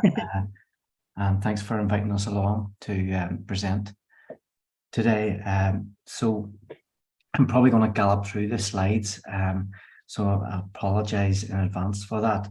And also I need to acknowledge a person in the Department for the Economy, Lorraine Fleming, who probably invented this title. So the title I would attribute not to myself, but to Lorraine, which is to rip the plaster off or keep it on. And really what I'm hopefully going to do today is really discuss a little bit about the different dimensions of that, what that actually might mean. I'm not like John Crawley. I'm not going to start off with music. I was thinking what I have in my office to see whether I could start off with something else. And I do have something, a little instrument over there that I would use with my students, it's like a sticky labeling machine, but when I'm talking about labeling, etc. But I'll probably not use that now. But just to say thanks very much, everybody, just in advance for listening. Okay, so I suppose I wasn't necessarily aware of the audience, so just to say that by way of introduction, I would like to outline some of the bases of trust from my perspective in terms of the literature, but also in terms of where the work I've been doing over the last probably 5 or 6 years in respect to institutions and how they work and how that links into the trust dynamic. But it's very clear when you look at the literature, there's 3 main areas of trust. They separate it out very clearly. There's trustworthiness, trust propensity, and trust. And if you look at all of the different definitions, there's the really strong theme that comes through is action. So I suppose using the Latin here, acta non verba, so actions, no words. So it's very much about doing, but I suppose also extending that out to what you do and what you don't do, what you say and what remains unsaid is important there. But you can see there are ideas around ability or benevolence, such as whether you're believed or not, and so that speaks into certainly ideas around authenticity and also integrity, and the willingness to rely on others and making one feel, I suppose, and accept vulnerability in relation to trustees. And if you look a little bit further into the literature, you'll see there's the basis of trust is very much based around the level of competence that individuals have. And the nature of the character, again, the idea of whether you're believed or not. And really, I wanted to outline that because that's really not the perspective that I'm going to look at trust. Because if you look at the field of trust, it is predominantly dominated by studies on social psychology, and they take quite an individualized view of trust. So trust emanates from individuals, and that's probably the most dominant kind of idea within that field. Where this kind of, I suppose, presentation is going to go in terms of the direction of travel would be in relation to how that extends across institutions and what that means when we do extend it across institutions. And yes, it can be individualized, but it can also span across institutions and different social relationships. And when we think about trust and how individuals, I suppose, ascertain that, one of the areas that I'm going to focus in on is this idea of sociality moments. So, how trust is ascertained or how people kind of view trust. And I know earlier there, I think it was Catherine that was inputting different keywords, which is really interesting. But she also mentioned, and Ludwig also mentioned the idea of values, and I'm sure others have as well. And we do know that values are really, really important when it comes to institutions. In fact, rarely does anything become instituted unless it is value-led, and that's kind of linking into this idea of where individuals' values and how they perhaps view trust. And we see that when individuals don't know one another and they're interacting in these sociality moments, they're calibrating, they're assessing individuals. And what we know from the literature is that they thin slice. So this thin slicing is a process by which individuals make very quick assessments, typically within the first 5 minutes. And there are different ways in which we do that, cognitively speaking, but we can do that either stereotyping, activation, or expectation kind of effects, or self-fulfilling prophecies. And what I would like to do is kind of extend that out a little bit to understand, you know, when you look at the literature, you can see that those sociality moments are really important for trust and building trust and thinking about that. But what we do observe from the institutional literature, and I think this is what's really interesting in terms of bringing both those literatures together, is that it's also about the kind of what people have referred to, Clark and Newell in particular, the rumblings on or the rumblings in.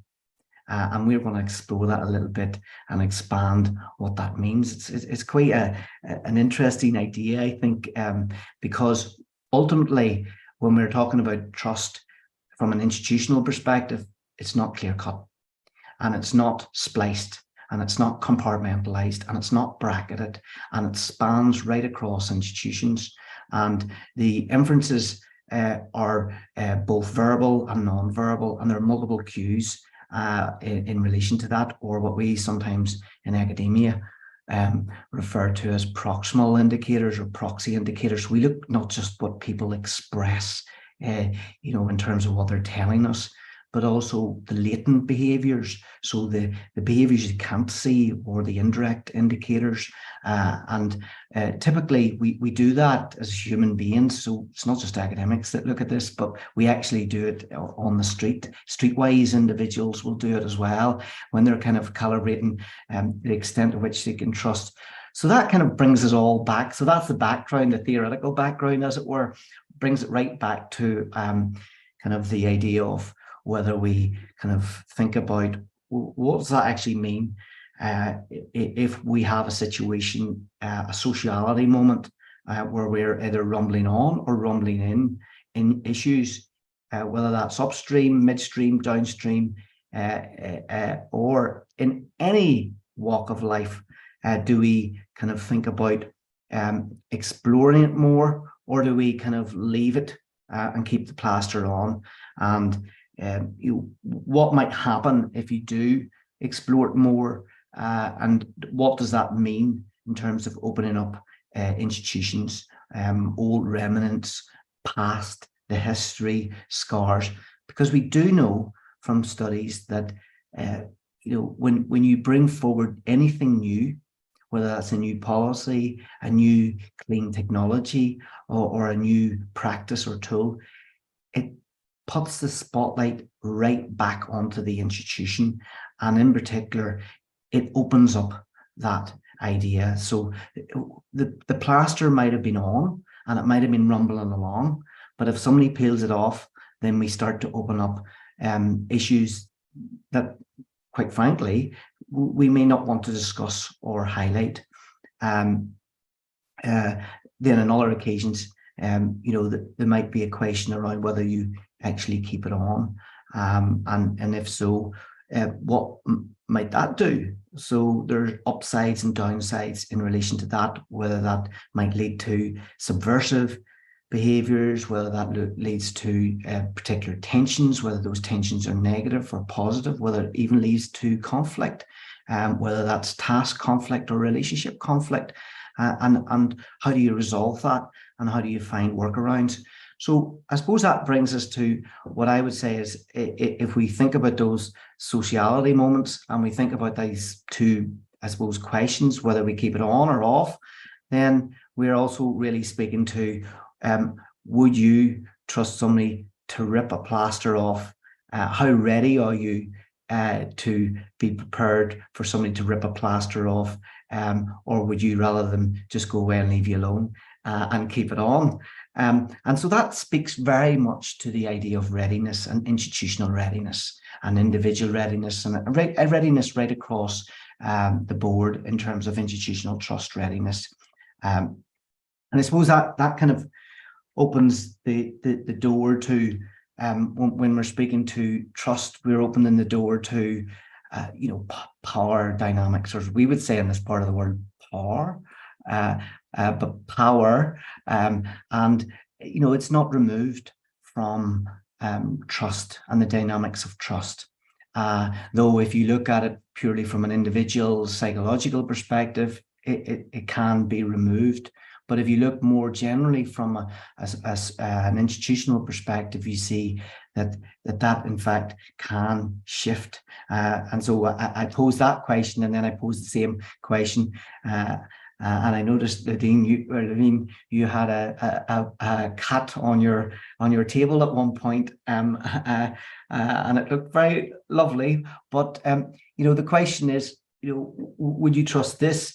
But then I have to pose the question: what if you were like this 1 second, nanosecond, and then you became this, and then you reverted back to that? And what about if you went back to this scenario? Because that effectively is what way social practice and institutions work. They're fluid.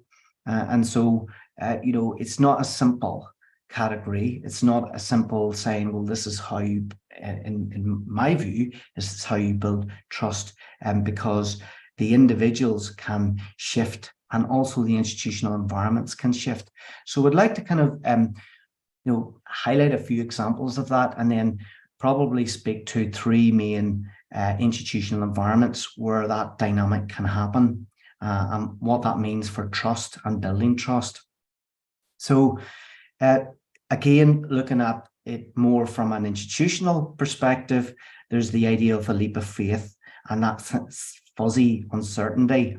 And so if you bring it back to the extractive sector, and individual attitudes or stereotypes or affiliations associated with that, again, it depends where you stand.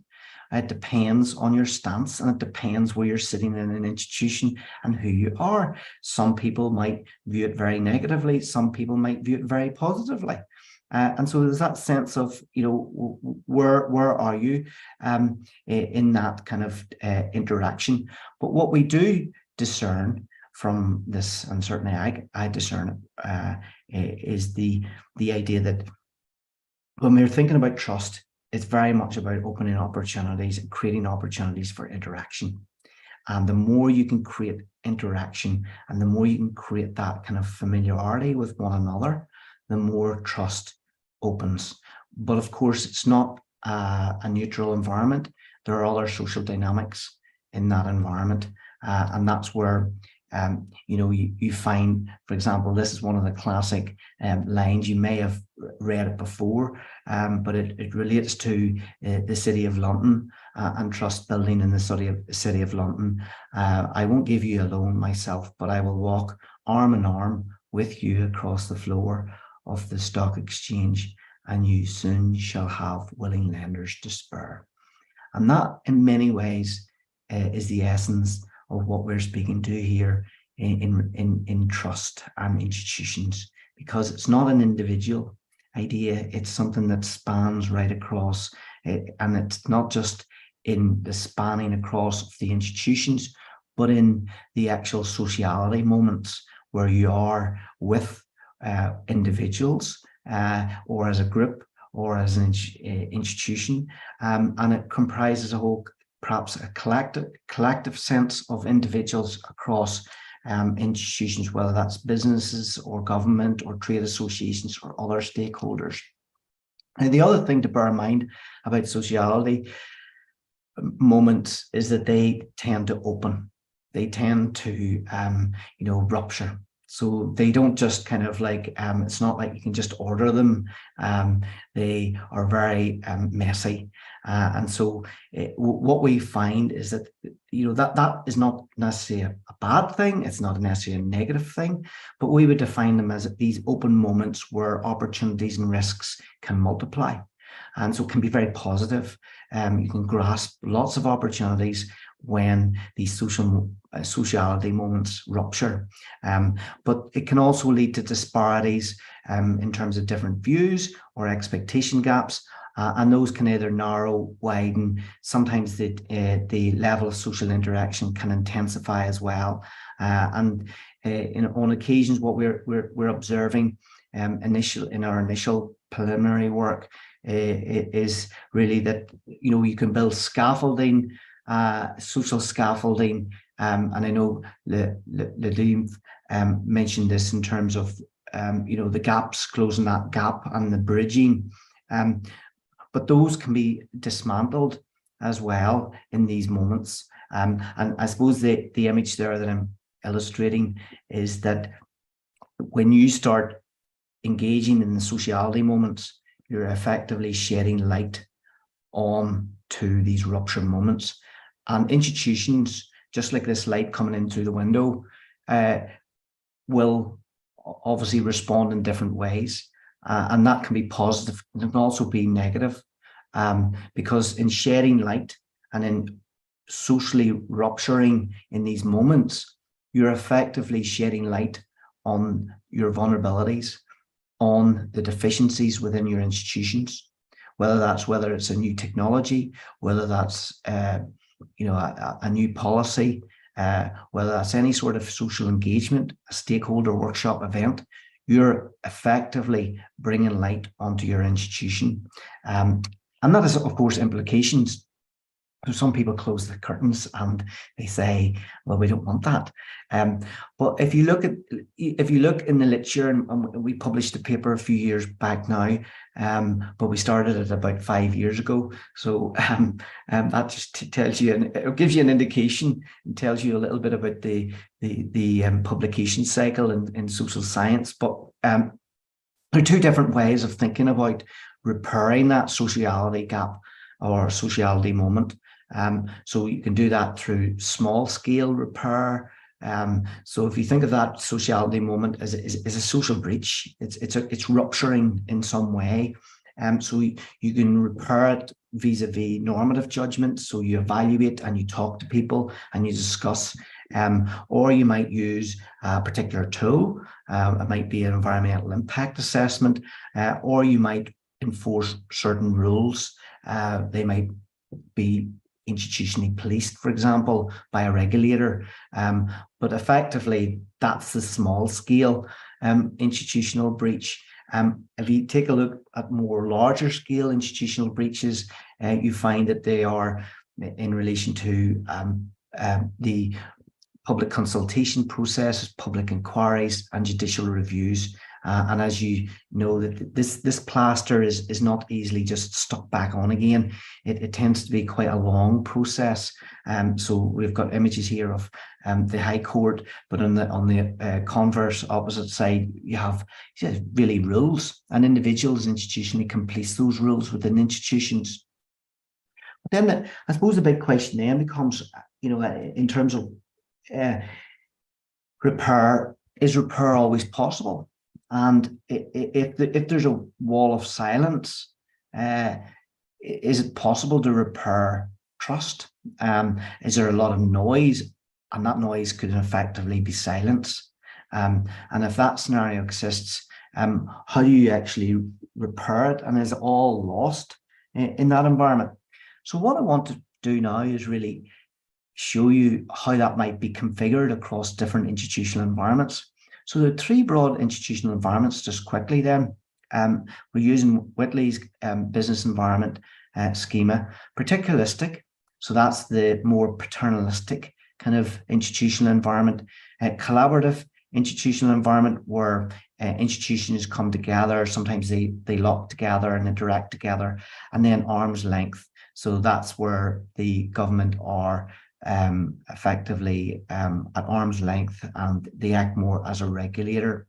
Now, the reason why I highlight those different configurations, because it's really, really dangerous indeed. I would probably caution to generalize around trust environments, because the more you kind of start looking at the different ways in which institutions work and the way in which they're all nested and interlocking together, you find that it's important to qualify how you think about trust in different environments. So in this environment, the particularistic environment, you see the trust is built very slowly. It moves very slowly. It's about very much, if you look at the vocabularies that's used, it's who you know, not what you know. If you look at how people access trust, it's very much about interacting with a friend of a friend or through another possible contact, and really how that trust is reinforced and kind of ordered is very much through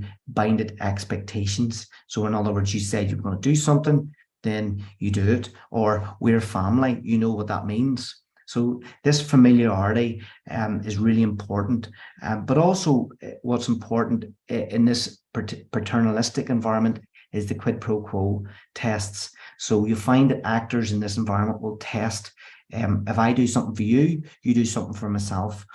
And what you'll also observe is the informality in that environment as well. And that's how trust is built in this particular environment. In the collaborative environment, trust building is very, you can see there's a different set of behaviors and practices, institutional practices, much more about networking, network finding, linking, affiliations, and there's a high degree of sociality. So it's very much about, are you with us? Or are you against us? Are you in the in group? Are you in the out group? And probably everybody has experienced that, across any institutions that you've been working in, right the way through your whole life course, whether that's in your formative years at school or college, and the whole way through your different work organizations or institutions, as it were, but also right down to we're finding evidence in relation to, the accent that you speak. That is shown. If you look at Gregor's kind of studies recently there in the Journal of International Business Studies, you find that it's very, very obvious that, the accent also has a dynamic there in terms of collaboration. And we also note that it's both formal and informal. So that gives you a sense of really that particular environment. And then the third environment is much more arm's length. And it's much more transactional and legally sanctioned. And typically what you find in those environments is transitional outcomes. So it's the means to the end or the end to the means. It's that kind of trade-off. What's more important? Do you reach the outcome, or is the process more important? And also that kind of idea of, you engage with stakeholders, but it's a one-off engagement, and it's very much about tallying things up, how much you've won, what you've grabbed, and how you can then show it. And there's much more about kind of that formal aspects associated with that. I'm looking at Sarah. Are we okay with time? We don't have a huge amount left, Mark. Right. I'm gonna speed up now. So effectively, what you see there is, if you're looking at proxy indicators for trust or practice tools, the idea of the motivation is, and you perhaps haven't heard this phrase, or you might have heard this phrase: you do the business, or the business will do you, because it's effectively a transaction. It's do the business, or we don't trust you, and that's very much ordered in terms of how people kind of think about trust in that environment. Now, if we think about what that actually means in terms of both standardized and personalized approach to doing business across institutions, or the relational aspects and the transactional aspects, what we see is just like the little, I suppose, two images that I showed you with the tiger and the pussycat. These are not static. What happens is individuals can switch, and they can switch quickly between an arm's length arrangement to one that's much more paternalistic, and then back to an arm's length. And so what we're doing is we're going to try and understand that a little bit more. Plus, collaborative, there might be different elements to that collaboration, in terms of there might be much more of a relational standardized approach to how you build relationships versus a much more personalized approach. But that might depend, for example, on the size of the institution. And again, what level of paternalistic kind of, I suppose, environment that you're operating in. So I want to leave probably today with a number of lessons to take away, from our kind of analysis so far.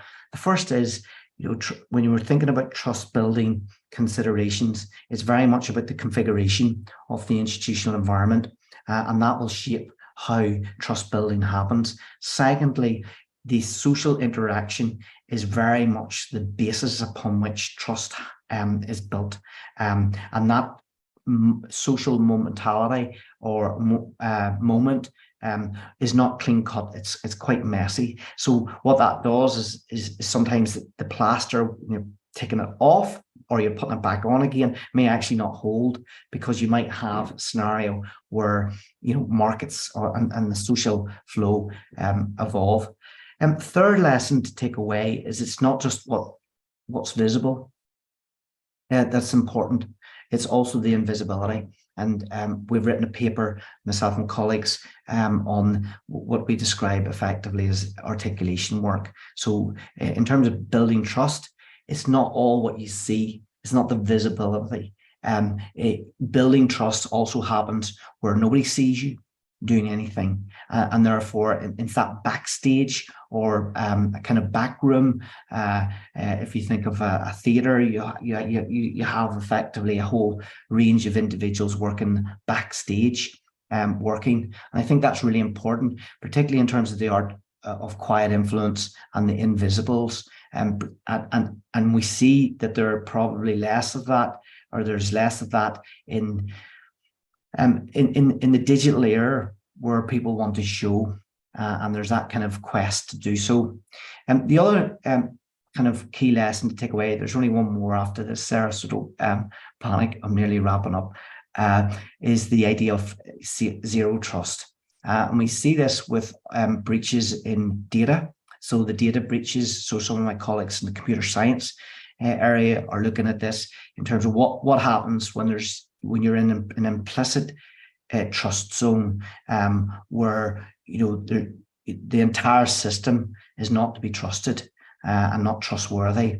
And the other, I suppose, point to bear in mind, where would you see that, and how would you look out for the proxy indicators of that? And so again, we've done a little bit of work on this. It's about 10 years old now, looking at the counter movements in terms of for every social movement, there's invariably a social counter movement, and that brings us on to the last lesson, which we're drawn really in from what's known as the Lamy report, which the government in the UK is adopting, and that is effectively where there's disparities in any institutions linked to any of their policies, that it's the expectation is on the institution to explain or change, explain or reform. So if you want to build trust, you explain, you provide explanation within your institution, or you change. So just to conclude then, at the outset, we posed the question, do you rip the plaster off or do you keep it on? And I suppose the initial conclusion is that that will depend on the condition of institutional trust readiness. The second, I suppose, initial conclusion is that these sociality moment ruptures, that one should think very carefully. One should think very carefully about doing it yourself. The first principle of any social engagement is to do no harm. And therein is the kind of, I suppose, the salutary lesson, I think. And also posing the question around, this old world, the City of London, whether that still exists and whether the institutional traditions continue to flourish, despite the digital age, despite datafication, despite those trends.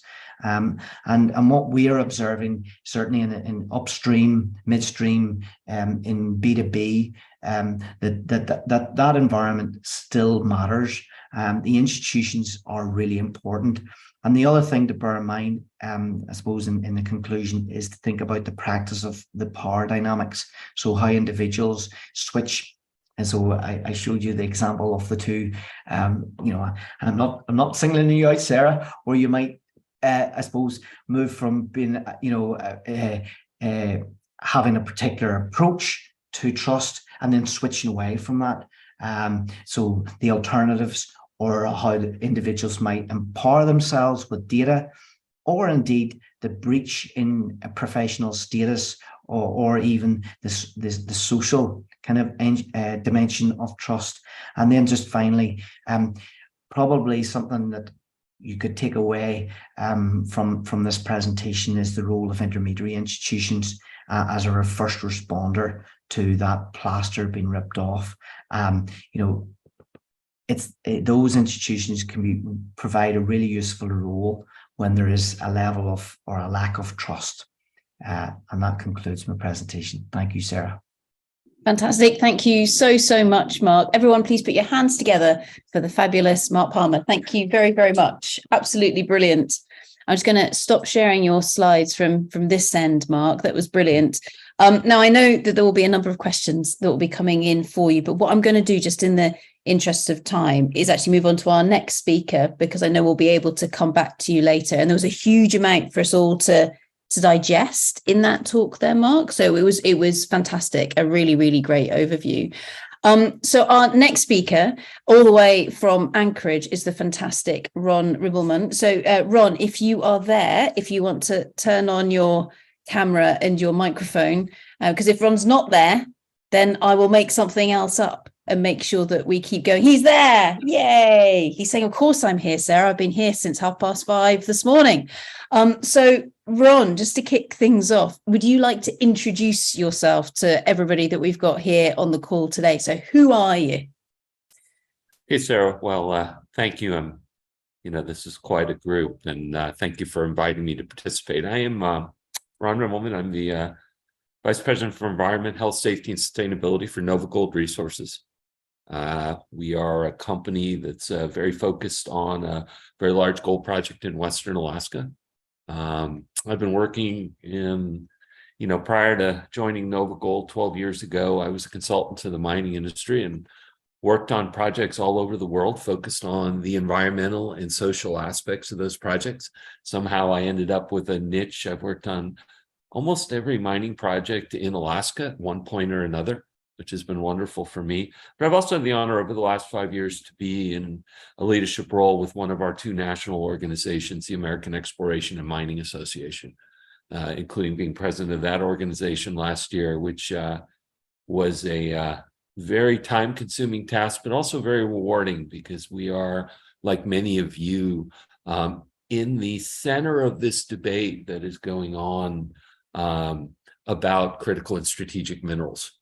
Now, we're a gold project, but we represent really, as an organization, the entire range of, we don't work with coal industry, so we're really the minerals industry across the board, everything from phosphate, which helps feed people, to the minerals that are so important to the energy transition. And this dialogue that's become very intense, but also I think very substantive on this question of, as you say, how do you develop the minerals that I think we all agree that we need, that are part of that energy transition, but also, you know, do it in a way that is responsible, not only environmentally and socially. And where does the intersection with a lot of things like ESG and respecting indigenous communities and all of that fit with these kind of broader national, international goals that we have? So that's kind of who I am, and happy I don't have a set of slides, but we're doing this as a chat, and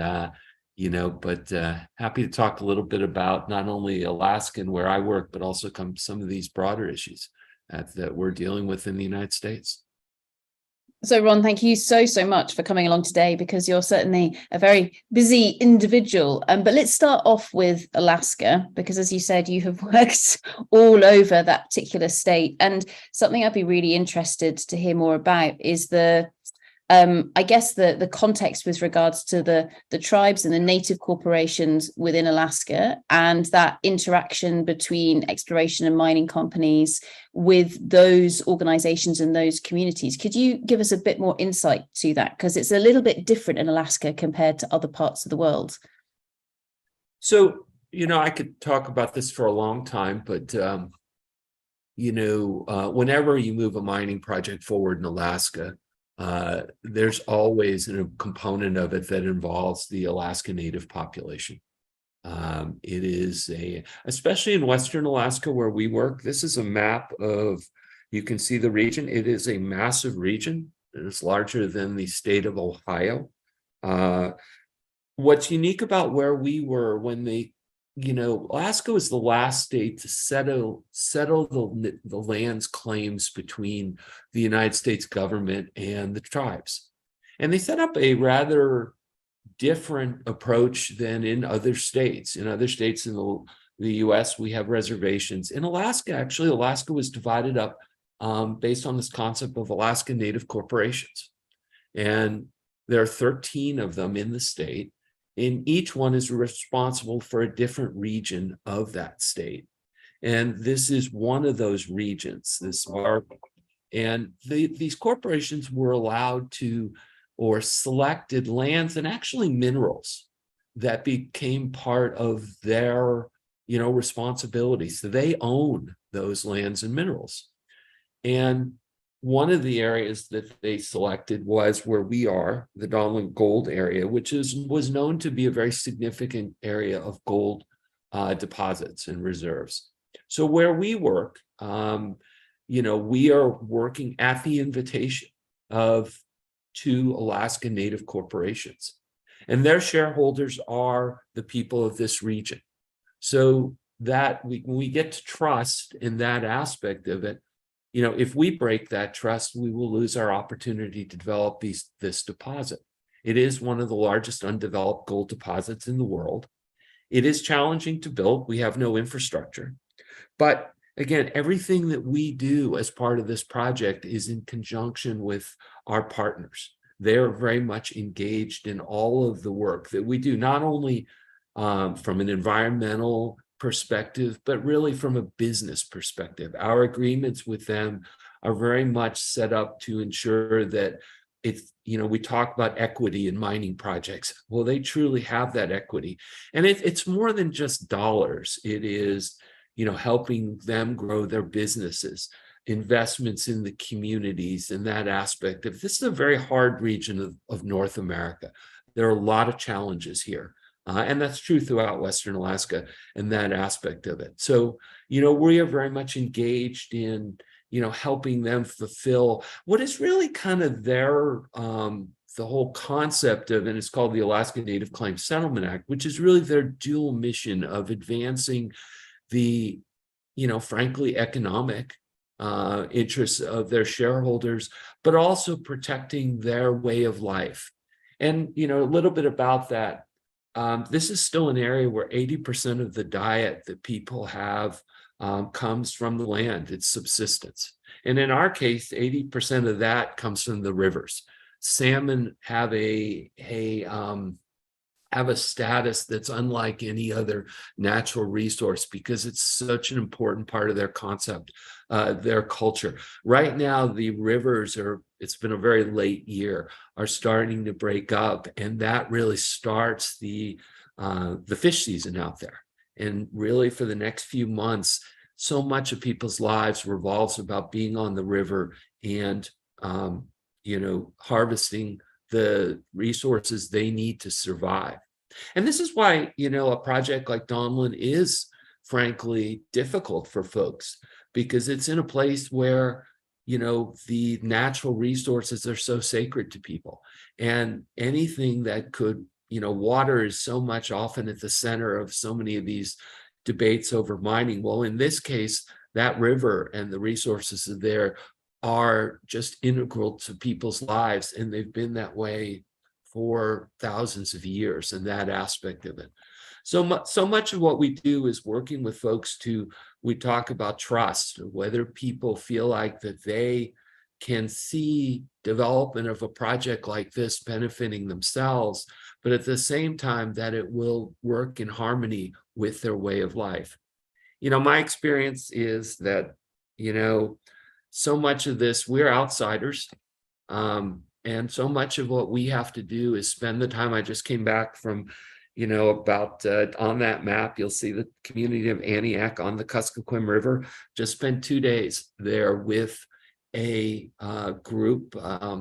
We have a committee that talks about subsistence and how we can protect subsistence resources and that stuff. So we had a great 2-day dialogue about not only the issues associated with mining, but continuing to get the input of the people from the region. And that's so important, not only from a trust level, but also, how we can operate in a way that is not only good from a business perspective, but good from a social and environmentally responsible perspective. So again, when we talk about things, bringing about a lot of the concepts that so many smart people on this call have talked about, down to the level of working with folks and, talking to folks and listening and trying to bring that concept of how do you bring a mine to development, which is very challenging. I mean, a project like this, to be honest with you, hasn't been developed since the Trans-Alaska Pipeline, which was almost 50 years ago, more than 50 years ago now. And how do you bring that to, a point we can build it? And we've been working on this with 20 years, but also do it in a way that is very much integrated with the people of the region and that aspect of it. So that's a little bit about, and I just highlight one other aspect of it, which I think is important for us, and just a backdrop. The 5 operating metal mines, and there's a lot of smaller mines, a lot of placer mining in Alaska, but the 5 big mines in Alaska, I would say, have a very good record within their communities. Red Dog Mine, which is one of the largest lead and zinc mines in the world, actually is very similar to this. It's on Alaska Native Corporation lands, and their partners are the regional corporation in Northwest Alaska, and that aspect of it. So when you ask people in Alaska, do they want to see the existing mines continue to operate? A very high percentage of Alaskans say, yes, we support that. But when you turn it around and when you ask people, do you want new mines? That number goes way down.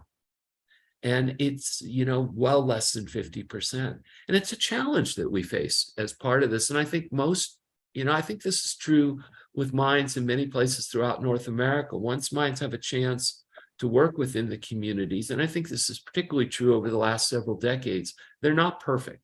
We make mistakes, we do other things.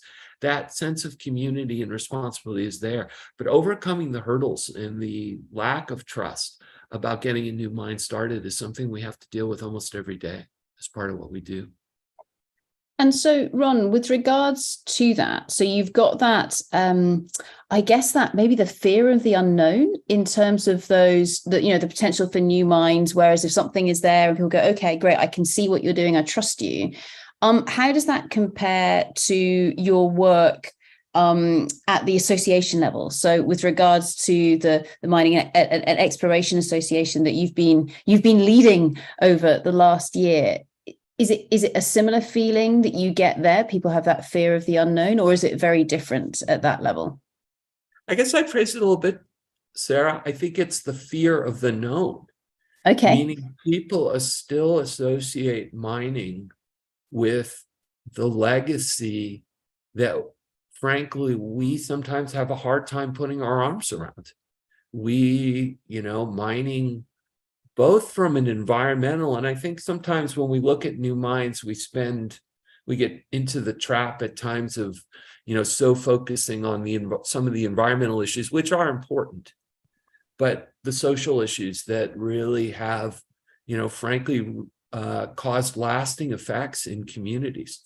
So we have a hard time, I think, at times bringing forward that message of, how in the present we've, I think, done a lot of very positive things in communities. And I think mining companies as a whole, if you look at some of the sustainability reports that have been published, that was mentioned by the gentleman from Chile, I think mining companies a lot, but still that legacy of, and, in places like this, there are some historic mines that frankly did not. And unfortunately, mining doesn't go away. Those remnants are there, and they are seen by people all the time. So the legacy issues that we have to overcome that, frankly, our opponents are sometimes, better is probably the wrong word, but are very adept at influencing folks and their opinions. But it comes from their experiences. And our communities, elders have a very special status. They, are very much respected in the Yupik culture. And many of those people were there when mining did things to people's lives in places that, we have a very difficult time convincing people that those things won't occur going forward. And, even for us, where our partners are the Alaska Natives, and we've, when we employ people, 70% of our employees right now are people from the region.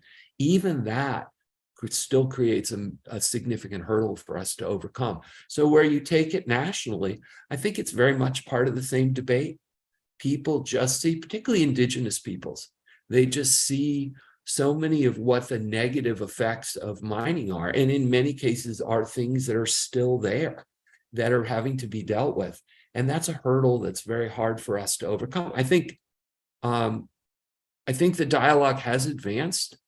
I think these needs in terms of minerals and other areas, I think there's been a very positive change. I think people are having very substantive conversations about this, both in the US and in Canada, who we work very closely with. But it's still something that's very hard for us to overcome as part of it. And I think sometimes we get a bit, things get a bit fixated on those past elements of it. And, how can we do a better job showing and some of the things that we do, we talk about things like no net harm and other aspects of it. I think right now the door is open with mining companies to really look at ways to be part of the broader community and that aspect of it. We're not, where we work in Western Alaska and in many places, we're not going to solve all of the challenges that are out there. But I think mining companies are looking for that opportunity to be socially responsible, not only in the snapshot of where they operate, but also on a sustainable level with the communities themselves. Again, these are broad concepts, but I think more and more, if we can find places where we can do a lot, and it's a trite expression, but where we can do good and, help do things that address, some of these bigger issues and that aspect of it. I think that's an area where and ESG is playing a big role in that, good or bad. I know it's tied in a lot of ways to investment decisions, but it has moved industry at the highest levels to be thinking more broadly about these concepts. And so with that, Ron, are you seeing a change again, kind of at that national level? So through your role with the American Exploration and Mining Association and interactions, say, with US government, NGOs, etc., have those discussions, has that dialogue been changing over the last couple of years, or what's going on with regards to that and the general discussion and listening to one another? I think it has moved. I think that, again, I think we are having more substantive conversations than we've ever had before. I think one of the things some of us have we tend to be a pretty insular industry. We have not always, we like to some extent to talk to each other. I think one of the things we've been trying to do is broaden out our stakeholder engagement, both in terms of the diversity of people we talk to, but also the various organizations that are out there. As universities have really tackled, we've seen that with some of the most, frankly, prestigious universities in the United States, really trying to get at some of these issues and that aspect of it. The government, taking a much more bipartisan outreach, because there are folks that realize these, how integral minerals are to the green economy. So I think the dialogue, as you say, has gotten more substantive. I think there's still a long way to go. These are hard issues, but yeah, I think it has changed. And I think the industry has become more willing to kind of broaden who they talk to and how they talk about things. There's a little bit of, it's a little institutional bias. I think mining companies, like everybody else, get a bit sensitive in the feeling like, we've been thinking about these community issues, environmental issues for years, but I think we are breaking down some of those barriers to having a lot of those conversations and being part of that at the highest levels within companies. I think that's the other aspect of it. You're seeing more and more at the board level, and ESG is very much a part of this, is at the board level, at the CEO level, how to talk about these concepts is part of their business planning and that aspect of it. And, I think, so we're still, again, we have a long way to go. I think to some extent, as we get back to critical and strategic minerals crisis issues, I don't know yet people fully comprehend how,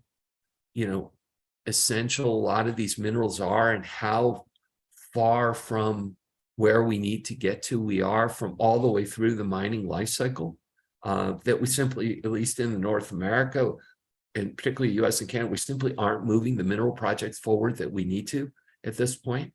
And that's a challenge we're facing, but at least people are trying to put their arms around it and figure out how to have a constructive and good dialogue as part of it. And it's still, frankly, listening to each other as much as anything else. Brilliant. Thank you so much for that, Ron. I think I could probably sit here and listen to you for the rest of the evening because it would be absolutely fascinating. And thank you so much for giving us that insight into the Alaskan context, because it is different to other parts of the world and actually provides a fantastic case study for those countries that are considering doing things a little bit differently to perhaps how they've done it in the past. So with that, thank you so much, Ron. Everybody, a round of applause for the fantastic Ron Ribbleman. Thank you very much. Brilliant, Ron. And actually, Ron has teed up our next speaker beautifully, I suspect. So Kyle, would you like to come to our virtual platform? And I know you've got some slides that you're going to be sharing. So Kyle is going to be taking a little look at trust across cultures and hurdles to those trusting relationships. So Kyle, if you want to hit share, I shall relinquish the stage and I shall pass it across to you. I shall. I think let me just try this over again here. That's okay. It's all good. We'll let you pick the correct screen. It's always high risk at this point in time. It's all great. It is. Well, I'm getting a different interface here. Oh, here we go. I know it. Here we go. Fantastic. Okay. Cool. Good. Perfect. Okay. There we go. Excellent. Over to you, Kyle.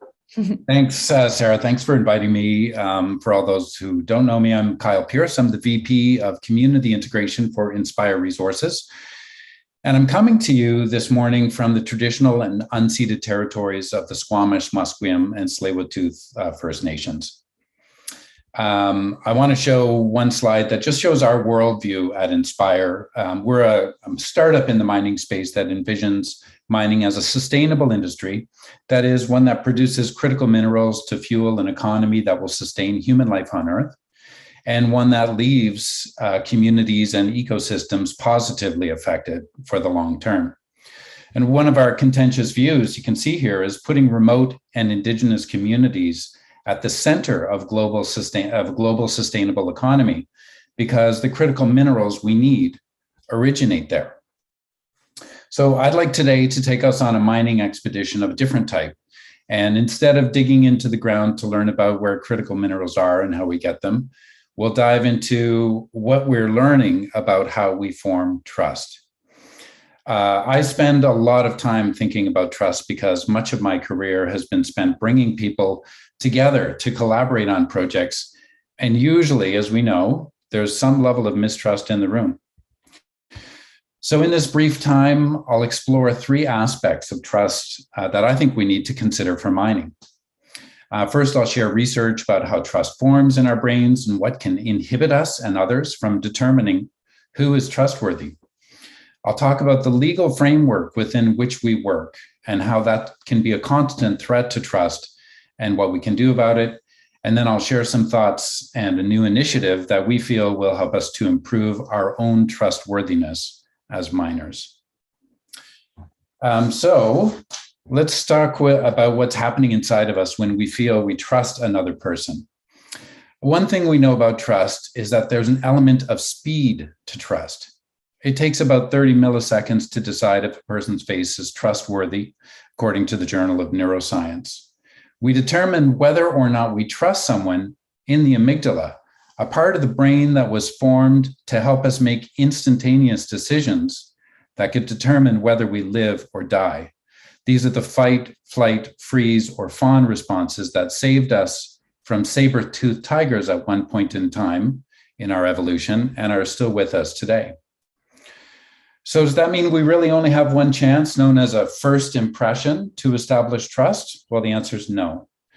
While the amygdala has a role in creating that hot mess of emotions that can tell us when we're in danger or that we don't trust someone, it also has complex interactions with the parts of our brain that remember whether or not a person has proven trustworthy in the past.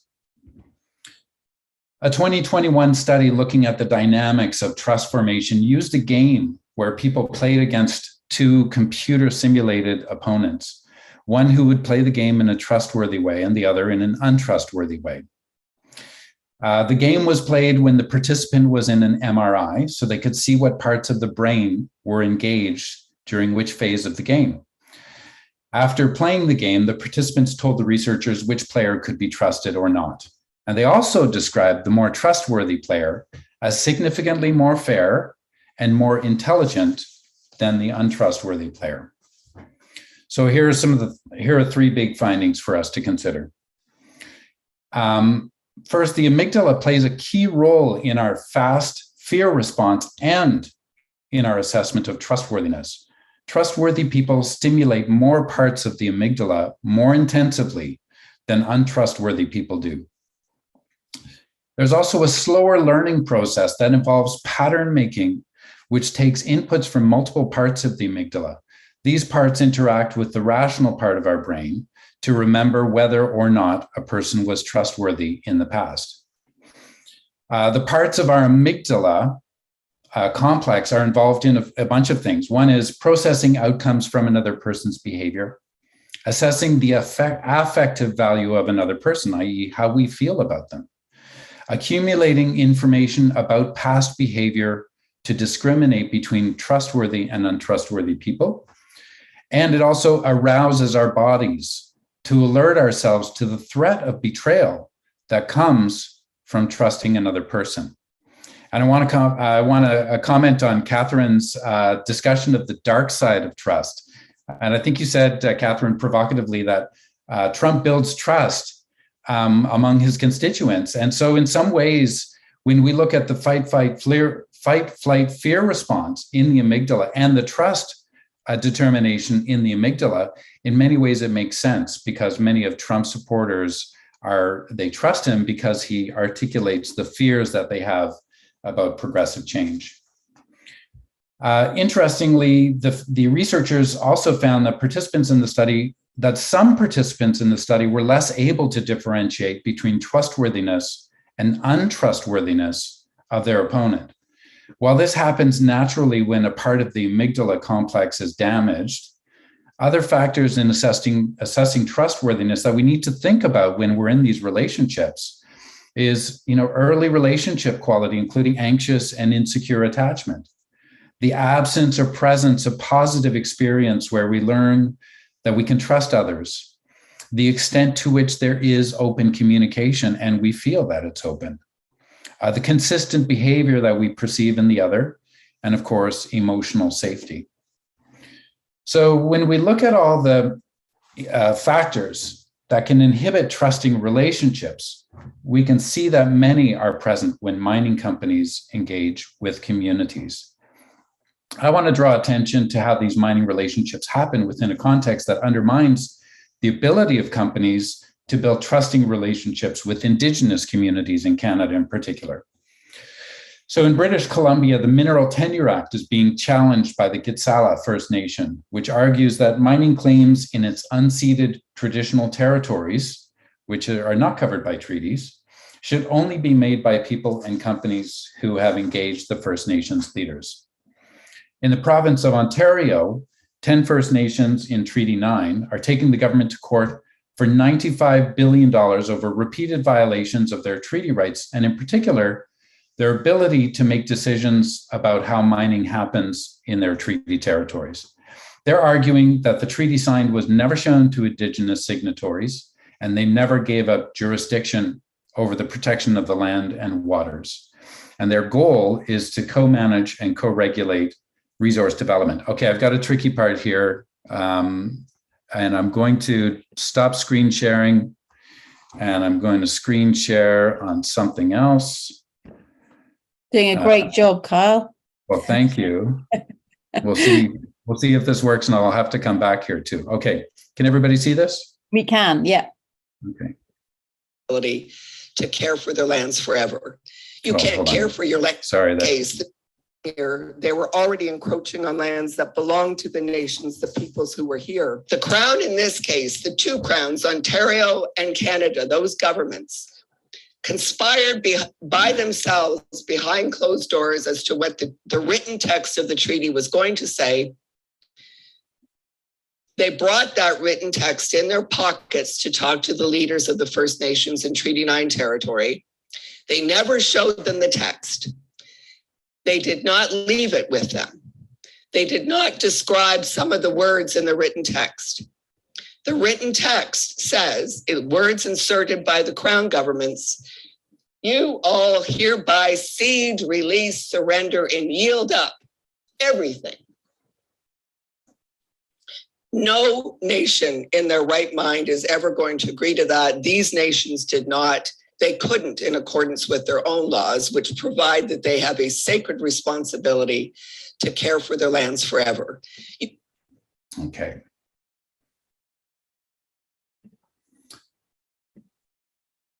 Okay, so wow, that makes it really difficult to enter to earn the trust of First Nations communities when you're starting out with that. So, historically, many mining companies approach First Nations with the genuine intention of doing good. But the legal framework within which the relationships are built is asymmetrical. Knowing what we know about the process, about how we process trust, it creates a major problem. A company may feel like they are acting consistently and in alignment with the laws and regulations, but their First Nations partners may have a completely different understanding of the legitimacy of those laws and regulations. So consistent behavior on behalf of a mining company can actually lead to less trust rather than more. And I also want to highlight, something Ron said, which is that when we're working with First Nations communities, especially who have traditional harvesting practices, a threat to their environment is not a threat to their profitability of their company. It's an existential threat, and not the first of many in Canada. Okay, so how can mining companies build trust knowing all this? Well, Inspire Resources has developed a framework called community integration, and I'll just draw attention to a few of the elements. First of all, earlier engagement. We've seen that the amygdala produces trust responses over a period of time. So for the longer the relationship, the greater the chance of building a trusting relationship. Secondly, know ourselves and our relationships. So prepare by engagement by understanding ourselves, including our negative biases, the protocols and history of the community, and the impacts of legislative and regulatory framework on the people with whom we're going to engage. Expand the relationship to address the holistic needs and plans for the community, not just those that are crucial for our business success. So by learning and understanding the wider needs of communities, we can help communities and community members find their pathways to healing and greater trust. And finally, build partnerships, not impact benefit agreements. A partnership approach calls us to have more open communication and be more vulnerable with communities and First Nations. Now, with the adoption of the United Nations Declaration on the Rights of Indigenous Peoples, that's the acronym UNDRIP here, the tide is turning, it seems, towards a veto power, an effective veto power for First Nations in Canada. Inspire is currently exploring the feasibility of a new entity that'll monitor and evaluate changes in the landscape within which mining companies engage with communities. The goals for the entity include reducing risk by helping companies understand and adapt to changes that have not been defined as of yet, in partnership with Indigenous experts to adopt practices that will result in trusting relationships and successful projects, and to build capacity, dialogue, and collaboration across industry, investors, government, and First Nations. So while miners can't make legislation move any faster, we can get out in front of the issue by treating Indigenous communities as equals and as true collaborators in mining operations and in the long-term future of these communities. That means being conscious of the unconscious ways that trust develops and being ready to walk the path of reconciliation. Thanks so much, Sarah. Kyle, thank you so much for that. And actually, as well, showing that video, because whilst your prose was beautiful, actually feeling that power with regards to what was happening in that situation, I can still feel the emotion inside me at the moment. Now, I have one question for you, because I don't want to run out of time today, because we have a fabulous last speaker as well. So Cecilia, you're up next. But Kyle, with regards to the experiment that was done with the MRI scans, when you said that one person was the trustworthy and one person was the untrustworthy, who won the game? So first of all, a disclaimer, I'm not actually a neuroscientist. So my explanatory abilities on the details are limited, but the game was a cooperative game. So both could win. And I don't know if you looked at you can kind of figure out the rules from the illustration, but if you give 5 points to your opponent, it triples it. So the opponent gets 15. If the opponent gives 10 back, then they have 5 more than they began with, and you have 5 more than you began with. So it's a collaborative and cooperative game where both people can win, just like mining, no? I like it. At least we didn't find that the untrustworthy person won after all of that, because that would have been very sad. But Kyle, thank you so much for that. Absolutely brilliant. Round of applause. Fantastic. So it's with great pleasure that I welcome our final speaker of today's session to our virtual platform. So Cecilia, if you'd like to start sharing those fantastic slides that I know that you have there. Cecilia Dalupan, and I'm sorry, I've totally, was it close? It wasn't that close, was it? Excellent. We've been having messaging conversations behind the scenes with regards to how to pronounce Cecilia's second name. So Cecilia is going to give us insight with regards to mining and community agreements, which I think builds beautifully on the last few talks that we've had today. So Cecilia, over to your wonderful self. Thank you very much. Yeah, thank you, Sarah. Thank you very much. And thank you to all the organizers for giving me this opportunity to participate in the sharing of experiences and learnings. I hope you see my slides very clearly, and I see Ludivine nodding, so I take it from there. And actually, it is a very good session, I think, following Kyle's, because I noted something he said about impact benefit agreements, and I completely agree that just an agreement on paper is worthless, and an impact benefit agreement or a community agreement, which I'll be talking about, is only as good as the partnership that it represents. So with that, I want to do a little bit of introduction for those of you who don't know our organization. It's Sustainable Development Strategies Group. I am a co-founder, and together with Luke Danielson, who quite a while back headed the Mining, Minerals, and Sustainable Development Project. That's where our association began when I was the Southeast Asia consultant for that project. I am a dual licensed attorney bilocated in Colorado in the Philippines. So I'm in Denver right now, but next week I'll be back in Manila. And SDSG, our acronym, is a Denver-based nonprofit. And some of the work we do, just to provide we work on sustainability issues, especially in policy and law reform, but also in managing projects. We've been a validator for the EITI, the Extractive Industries Transparency Initiative, beginning with Guatemala, and later on for 14 other countries. We've done a lot of work on community agreements and mining. As you'll see here, I worked on community agreements, and especially the potential that maybe social impact investments can present for strengthening this area of complicated engagement. We've worked across different regions. And so I'm very happy to be here, but my talk will focus specifically on community agreements and as they relate to mining specifically.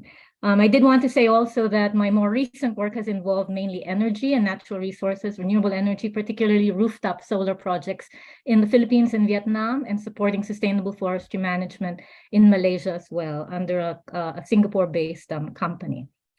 Anyway, my focus, as I said, I will bring back first and recall almost 30 years ago in the Philippines, where everything began for me, of course. And the Mining Act of the Philippines was instituted in 1995, so almost 30 years ago. And it was hailed by quite a number of parties, especially government and industry, as very progressive, which it was and is in many respects.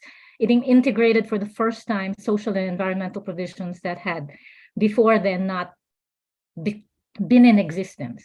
And more dramatically, it actually integrated a requirement for the prior consent of indigenous communities with respect to mining projects, which again, pretty much was unheard of at the time in terms of legislation. And then it went on to require a royalty payment for indigenous communities that were affected. Either they occupied or owned, they had ancestral title to these lands. That provided the foundation or the framework for community agreements, because later on, very soon after, in implementing regulations and further laws, it was required that there would be agreements with communities with respect to mining. Just a quick side note that 2 years later, the Indigenous Peoples' Rights Act extended that to all major development and resource-based projects with respect to indigenous peoples. And that's why there is a lot of history there, but also a lot of challenges. Going back to the Mining Act of 1995, the year later, though, the largest disaster in mining happened in the Philippines, which was the Gamar copper mining disaster, where we saw 1.6 million cubic meters of tailings spill into a large river system, affecting at least 5 villages, over 20,000 people. One of those villages completely submerged, and the community fortunately was able to relocate, but not. Clearly we can see pictures and read about it, but it's the scope of such accidents, incidents, and are it's unimaginable, the scope. And this is not unique. As the previous speaker said, the reputation of mining in many places across the world is, and to use the word here, quite disastrous. And it's how do you build trust, especially with those directly affected, especially when the impacts and benefits are so disproportionately felt. And that has been largely the history in many places and for many local communities across the world.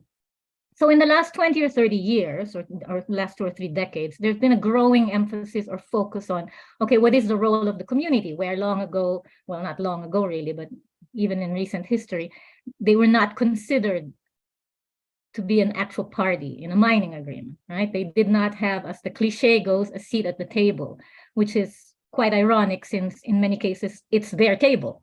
So what happened was with this growing emphasis on communities, there was all this dialogue and discussion and thought that went into, well, is it engagement? Is it participation? Is it consultation? And then of course it evolved to, really consent, which is more and more the case, as previous speakers have alluded to, in many cases, in many contexts, that is what's required. So just a very simple amateur chart I quickly made here about, the need for stability is very important for many reasons, for the communities whose lives are directly impacted, for the nation who benefits economically and for sustainability purposes, for the government and for the private sector that for the large part manages these projects. But the conflicts over impacts and benefits are generally what causes, unrest, resistance, and in some unfortunate cases, in terrible situations like Grasberg, Porgera, etc., they cause actual violence and violent conflict. So again, I capture again this whole dialectic between or among participation, consultation, and consent, which often, especially now more and more, leads to actual agreements. That's what embodies the relationship on the ground. So more and more, this is a little bit dated, this slide, but more and more there are national frameworks that incorporate these requirements. And so they either require or strongly encourage. More and more they do so. And Philippines is only one example. You have Liberia, Mongolia, Sierra Leone, all of these countries more and more are requiring even engagement and actual agreements with local communities with respect to mining projects. And some of this, most of this or all of it will come from requirements with respect to benefit sharing. Mexico at the end of April passed the law requiring a 5% share of profits to local communities affected by mining. And the express policy provision there was because of the fact that communities affected by mining remain largely impoverished. And so again, that is the perverse or disproportionate impact that's felt there. And the whole issue of trust, how do you build trust with this history, with these challenges? That is what we are trying to focus on. And I think collaboratively, we all are as we engage in these discussions. So what are some of these challenges? There are too many to discuss here that I present that have been the subject of a lot of our analysis. I would like to focus on a few of them because some were also brought up by prior speakers. For example, time constraints. I think Mark, if I'm not mistaken, brought up the issue of how building trust is a necessarily slow process. I mean, whether it's on a personal level or on a transactional level, it is not instant. It's not, it just takes time. But that goes smack against the timetable of governments, of investors, in terms of project finance. So how do you build trust at the community level when you have this external framework that requires you to meet particular deadlines? Okay, and so that is a struggle that is an issue we are struggling with. And then you have important issues about the exclusion of women and particular other sectors, especially when you come across customary rules in many cases. That's something that also has to be dealt with. And then you have the dominant participation of local elites, which gives rise. So not only are we dealing with national level risks and loopholes where corruption can come in, but also at the local level, you have the potential for elite capture when there is lack of representation or lack of adequate representation or even appropriate representation of the parties who should be there. And then finally, lack of transparency, which leads to my topic to really the heart of the topic, which is community agreements are largely, by and large, still shrouded in secrecy almost. So there's a lack of transparency with them and the negotiation processes, how they're implemented, how effective they are, and the like. And so our work has focused a lot on trying to shed light. Okay, and why is this important? We believe that the more communities and their advisors and advocates learn about what other communities have done, are doing, plan to do, what has worked and why, what hasn't worked and why not, that these will be very important drivers for capacity building, for improving negotiation skills, for improving substantive aspects of the relationship between companies, communities, or governments, depending on the legal framework and who is engaged in a community development agreement. So I point to this one here because SDSG has worked with IIED, Institute for Environment and Development, International Institute for Environment and Development, and other partners on building a database of community agreements, what's available out there. And there are other similar efforts to do so, whether they are toolkits, guidebooks, repositories. So there is a growing amount of literature out there, but again, I will reiterate, by and large, a lot of community development agreements are kept non-transparent. And in many cases, we have found by the communities themselves. In many cases, the companies, in some cases, the governments. But in our experience, we have encountered both in our workshops, for example, with representatives from Indonesia, from PNG, from the Philippines, and I understand from Canada as well. It's a lot of communities themselves are resistant to the publicity or the publication of their agreements. And it's important for us to understand why, from whosever perspective, it's important for them to keep these non-transparent. But we believe that making them more transparent, kind of aligning with mining agreements and how before there was also mainly secrecy about them, and EITI and other initiatives have basically taken, blown the lid off much of that in terms of international principles and standards. We believe that analogously, this will help communities if these are much more transparent. So we part of what we're trying to do is build on the work already that's been done, that we in SDSG and others have done, and try to capture, in actual virtual accessible tools, a lot of this data and make them, as I said, practical and accessible for the ones who need them the most, which are communities dealing with governments and mining companies. And how to do that will be a big challenge, because there are these databases, but how do we ensure that they can be in the hands of people who need them the most is basically the challenge. So we would like to, our SDSG is working in the context of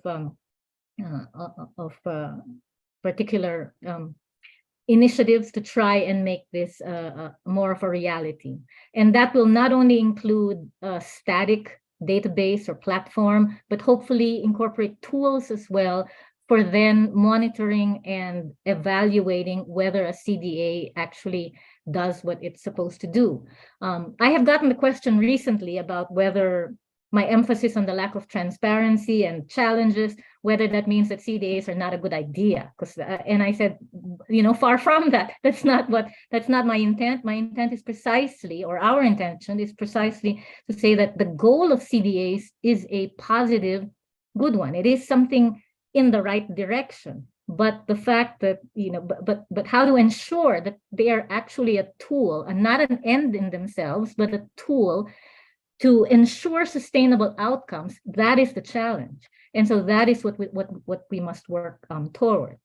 So to end, if I may, again, going around the positives, which I don't have to read specifically, but community agreements, they demonstrate recognition and respect for the rights of communities and their interests. In some cases, many communities do not have legal rights, but I think their interests must be understood and they're respected.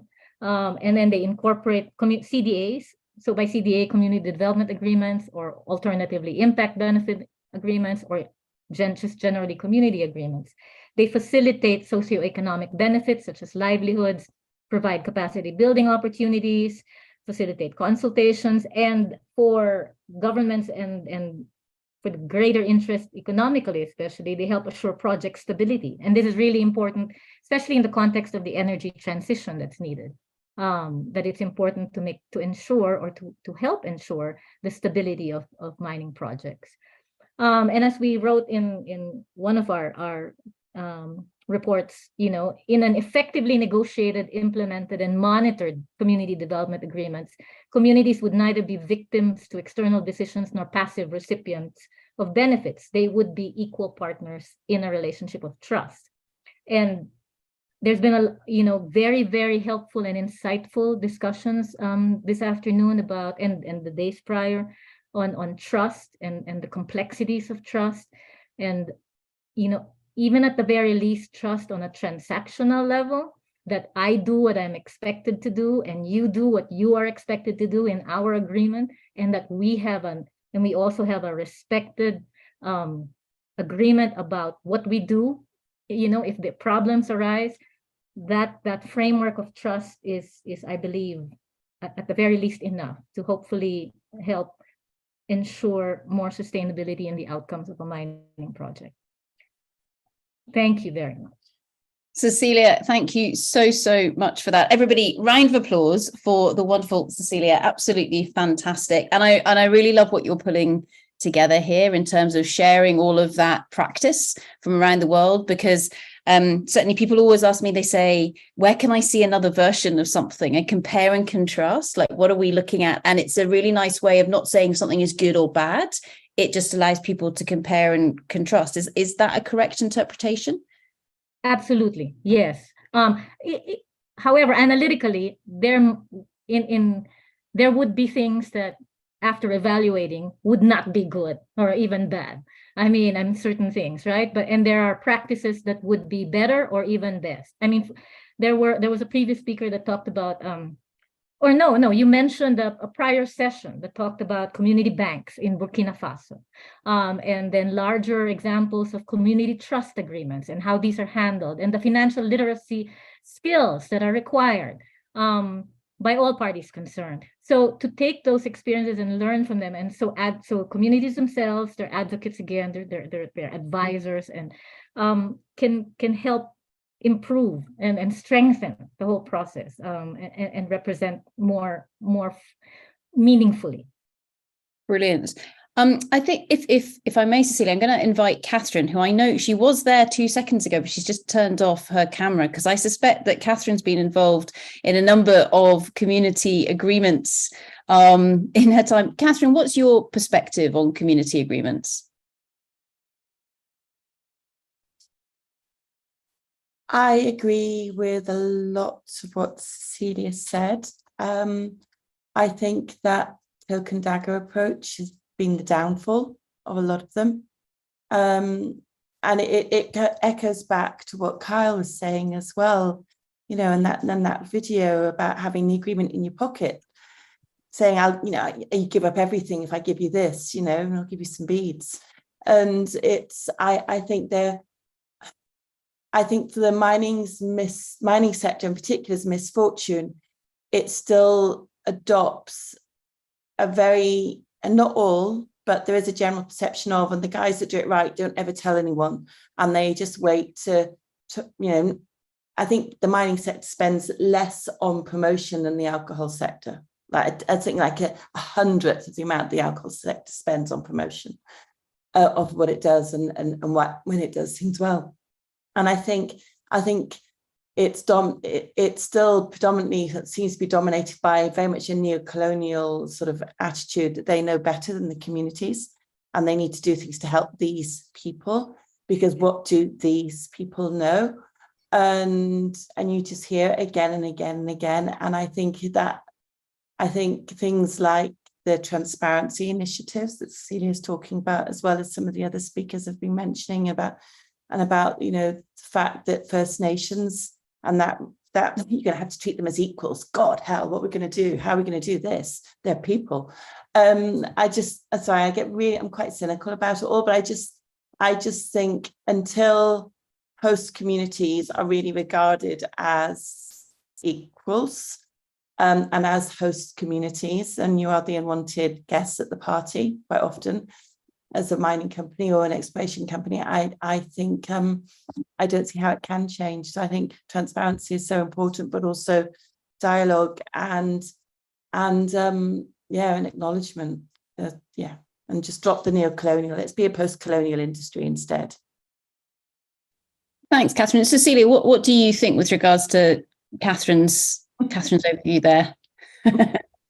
Well, the cynicism is understandable. A certain extent of it, I can't imagine that one wouldn't be after, especially when one has worked on a lot of projects where, again, to repeat myself, you see the not just disproportionate, but really perversely disproportionate impact that communities have felt in a number of mining projects versus the benefits. And so I agree, there's a lot of work to be done. Transparency is one door maybe to opening up, you know, the potential of more meaningful and actual and genuine engagement at that level. And I agree fundamentally with what she said about regarding everyone as equals. It's very easy to say, but there are certain attitudes that are so ingrained that it's very hard to change. It's almost, but we've been saying this for decades. So you know, we have to keep working at it. In a certain sense, there is, of course, a superiority, quote unquote, of information on the technical side, but then there is, however, a superiority in terms of knowledge of local, there's indigenous knowledge that should not be disregarded. That's very important also. And culturally, you know, if that is not recognized, that's what leads precisely to conflict, and at the very least, unrest, resistance, you know, and most importantly, just the lack of improvement in people's lives. And so which is not, supposed to not be the goal. Ron, I'm sure you've got something to say with regards to this. What do you reckon? You know, and I think these dialogues are good, but I think, you know, most of the people I work with in Alaska in the mining industry and in Canada and throughout North America are good folks and, you know, want to do things that are good for communities. And, you know, I've seen a lot of examples of this in terms of the work of people that take a pride in that work. Perhaps someone said we don't do a good job of selling ourselves sometimes and advertising that. Some of there's a lot of different reasons for that. Mining companies aren't necessarily as savvy and don't necessarily always have the same resources as other companies that are much bigger than ours. I don't hear the Nikes or the Apples of the world condemned at the same level in terms of doing stuff.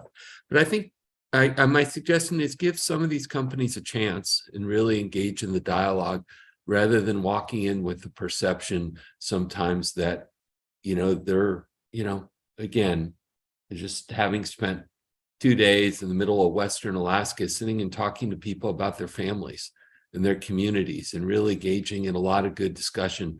I think give some folks a chance. I mean, I think certainly there are people in our industry, like every other industry, that don't do a very good job in that aspect of it. But I do think the industry is trying. And I think sometimes, you know, and we have to deal with it. Some of the rhetoric associated with it is damaging.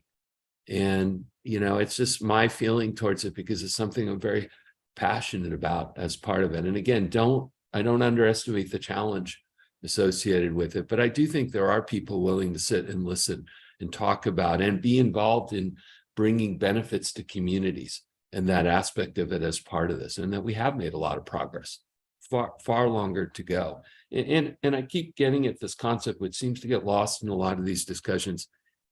You know, everything that's out there, if we don't, I heard a comment made in a meeting in Colorado by very smart gentleman from academia, that this time was a great opportunity for the mining industry and great responsibility. Well, the data right now says if the mining industry fails, we're never, you know, at least unless something changes. And certainly we support technologies and new innovation and other stuff that ultimately could reduce mineral demand.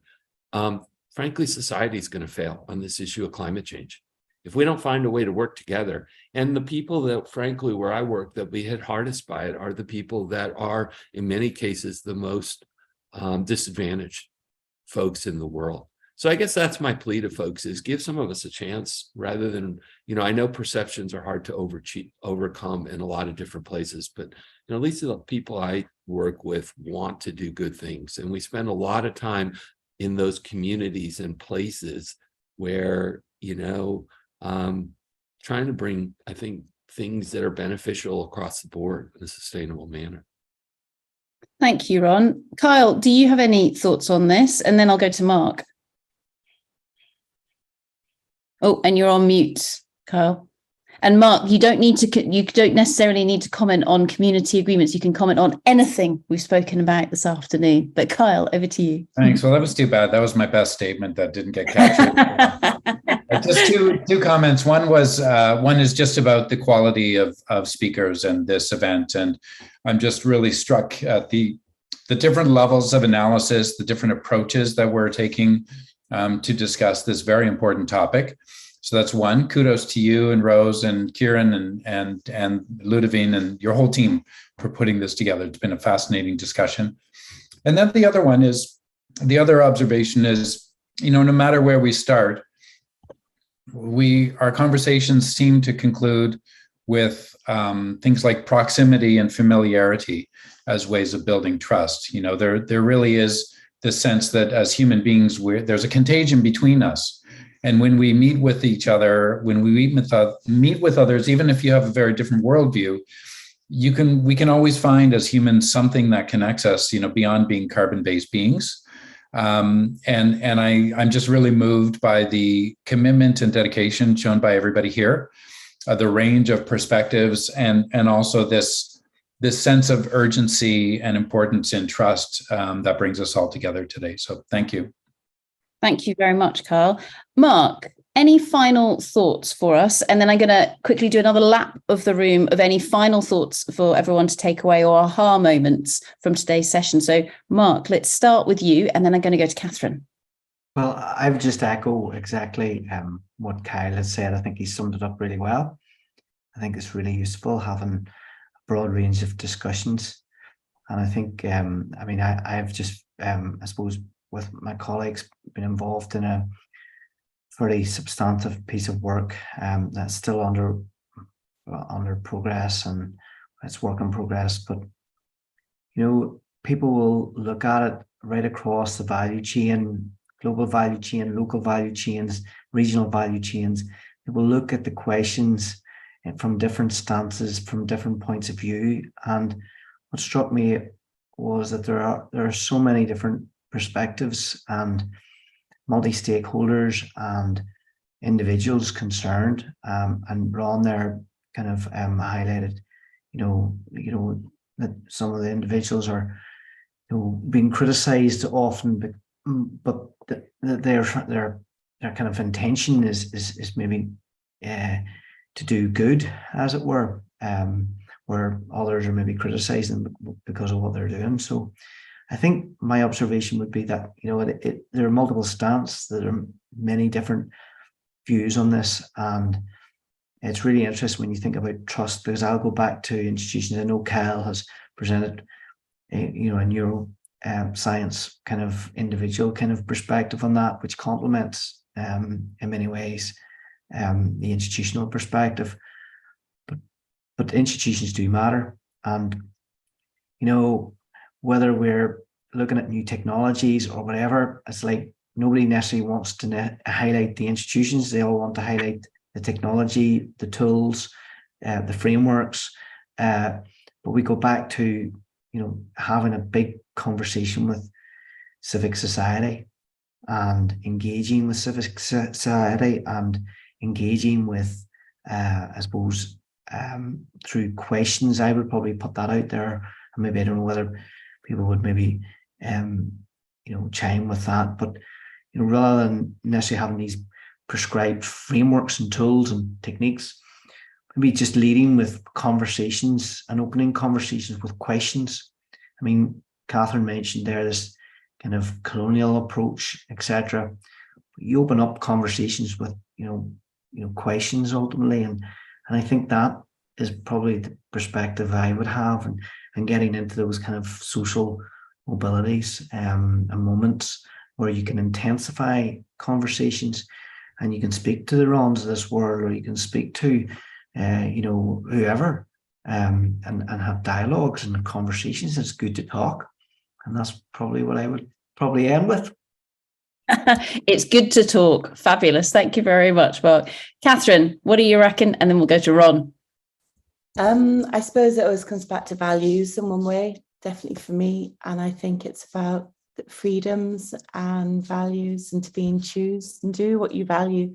And also understanding that someone else's values might be different to yours, but doesn't mean they're right, doesn't mean they're wrong. But it's that understanding, again, building on what Mark just said, of complexity, of, we are the multidimensional nature of humans in our existence, and institutions, and all of the different, the policies, the institutions, the processes, as well as the complexities of the communities and where you fit within that. But I think just wanting to do good or do right isn't enough. I think you need to understand and take a leap of faith that even though someone might not speak or read the same language as you, that doesn't mean they don't know anything.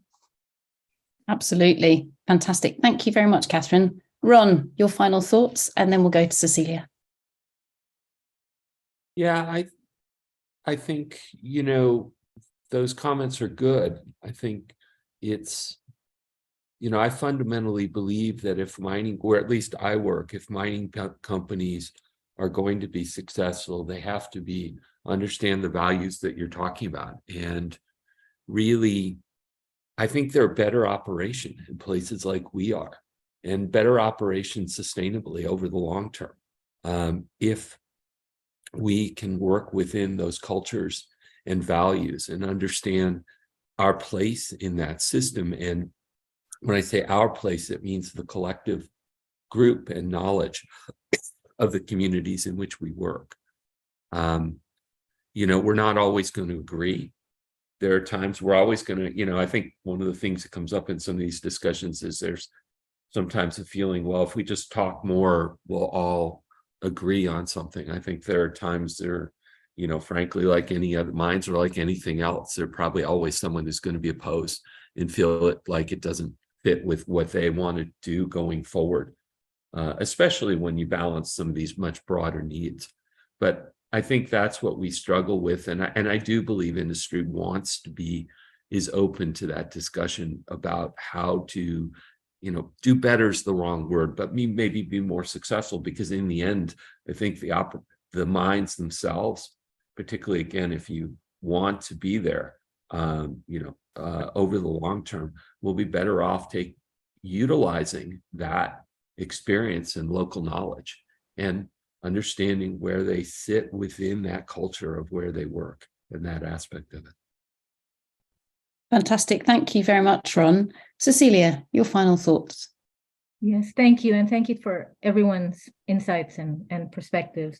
One is I do agree. 3 quick thoughts. One is we do very much need good examples and communicate, and not just to communicate, but to really engage and show how, show the good examples, what has worked and why, and but not let it be just a PR effort, but really a way toward disseminating and sharing in a meaningful way so that it can also be replicated and implemented by others. That's one. Second, and this is from my own experience, both here in the US and in the Philippines, that sometimes with all these discussions, it's like we have forgotten how to agree, how to disagree, okay, and instead just get stuck in our disagreement and not know how to move forward. And we have to figure out what to do when we disagree, and to accept what I think Catherine said earlier. We are all different. We have different value systems, different perspectives. So we have to figure out what are, cliche, what's the common ground, what's the common vision. I do agree with what everyone has said, that this whole conference manifests a lot of good intentions, but good intentions, again, more cliches about what can happen with good intentions. So they have to be materialized, they have to be concretized in clear, positive action that can be communicated across different stakeholders in a continuous dialogue. And finally, there was a term before that was much often used, which was corporate citizenship, and it's not so much in vogue at all anymore. But I always liked the term in a way. I know it was criticized a lot, but I always liked it in terms of what does it mean to be a citizen? And, for companies and for governments and for people, what does it mean to be a citizen of somewhere? Okay, and if you are all that, then if you have the same common goals and you work towards the same respect for each other and for what you all want what you all aspire to do, that's the goal. So just more thought about what that really means, because that I think integrates, or the whole notion of trust. If we believe we are all citizens together. We are all citizens together. I think that is a fantastic note to finish on. So thank you, Cecilia, for giving me that brilliant gem to finish with. Everyone, thank you so much for dialing in today and listening to this session. As we've seen, a very different, flavor of session compared to what we had this morning and yesterday. But that's the beauty of this conference, where a wide variety of people come together and share their thoughts. We have the final session of this year's Responsible Raw Materials Conference kicking off at the glorious hour of 8 a.m. UK time tomorrow morning, finishing at 11 a.m. But don't worry, it's all going to be recorded. So if you've run out of things to watch on whatever streaming platform is your go-to position, we've just generated hours worth of glorious content. So please do feel free to come and watch all the videos and catch up later and engage with all of us in this conversation. So thank you very much, everybody. We are all citizens together, and hopefully see you again tomorrow. Thank you very much. Bye.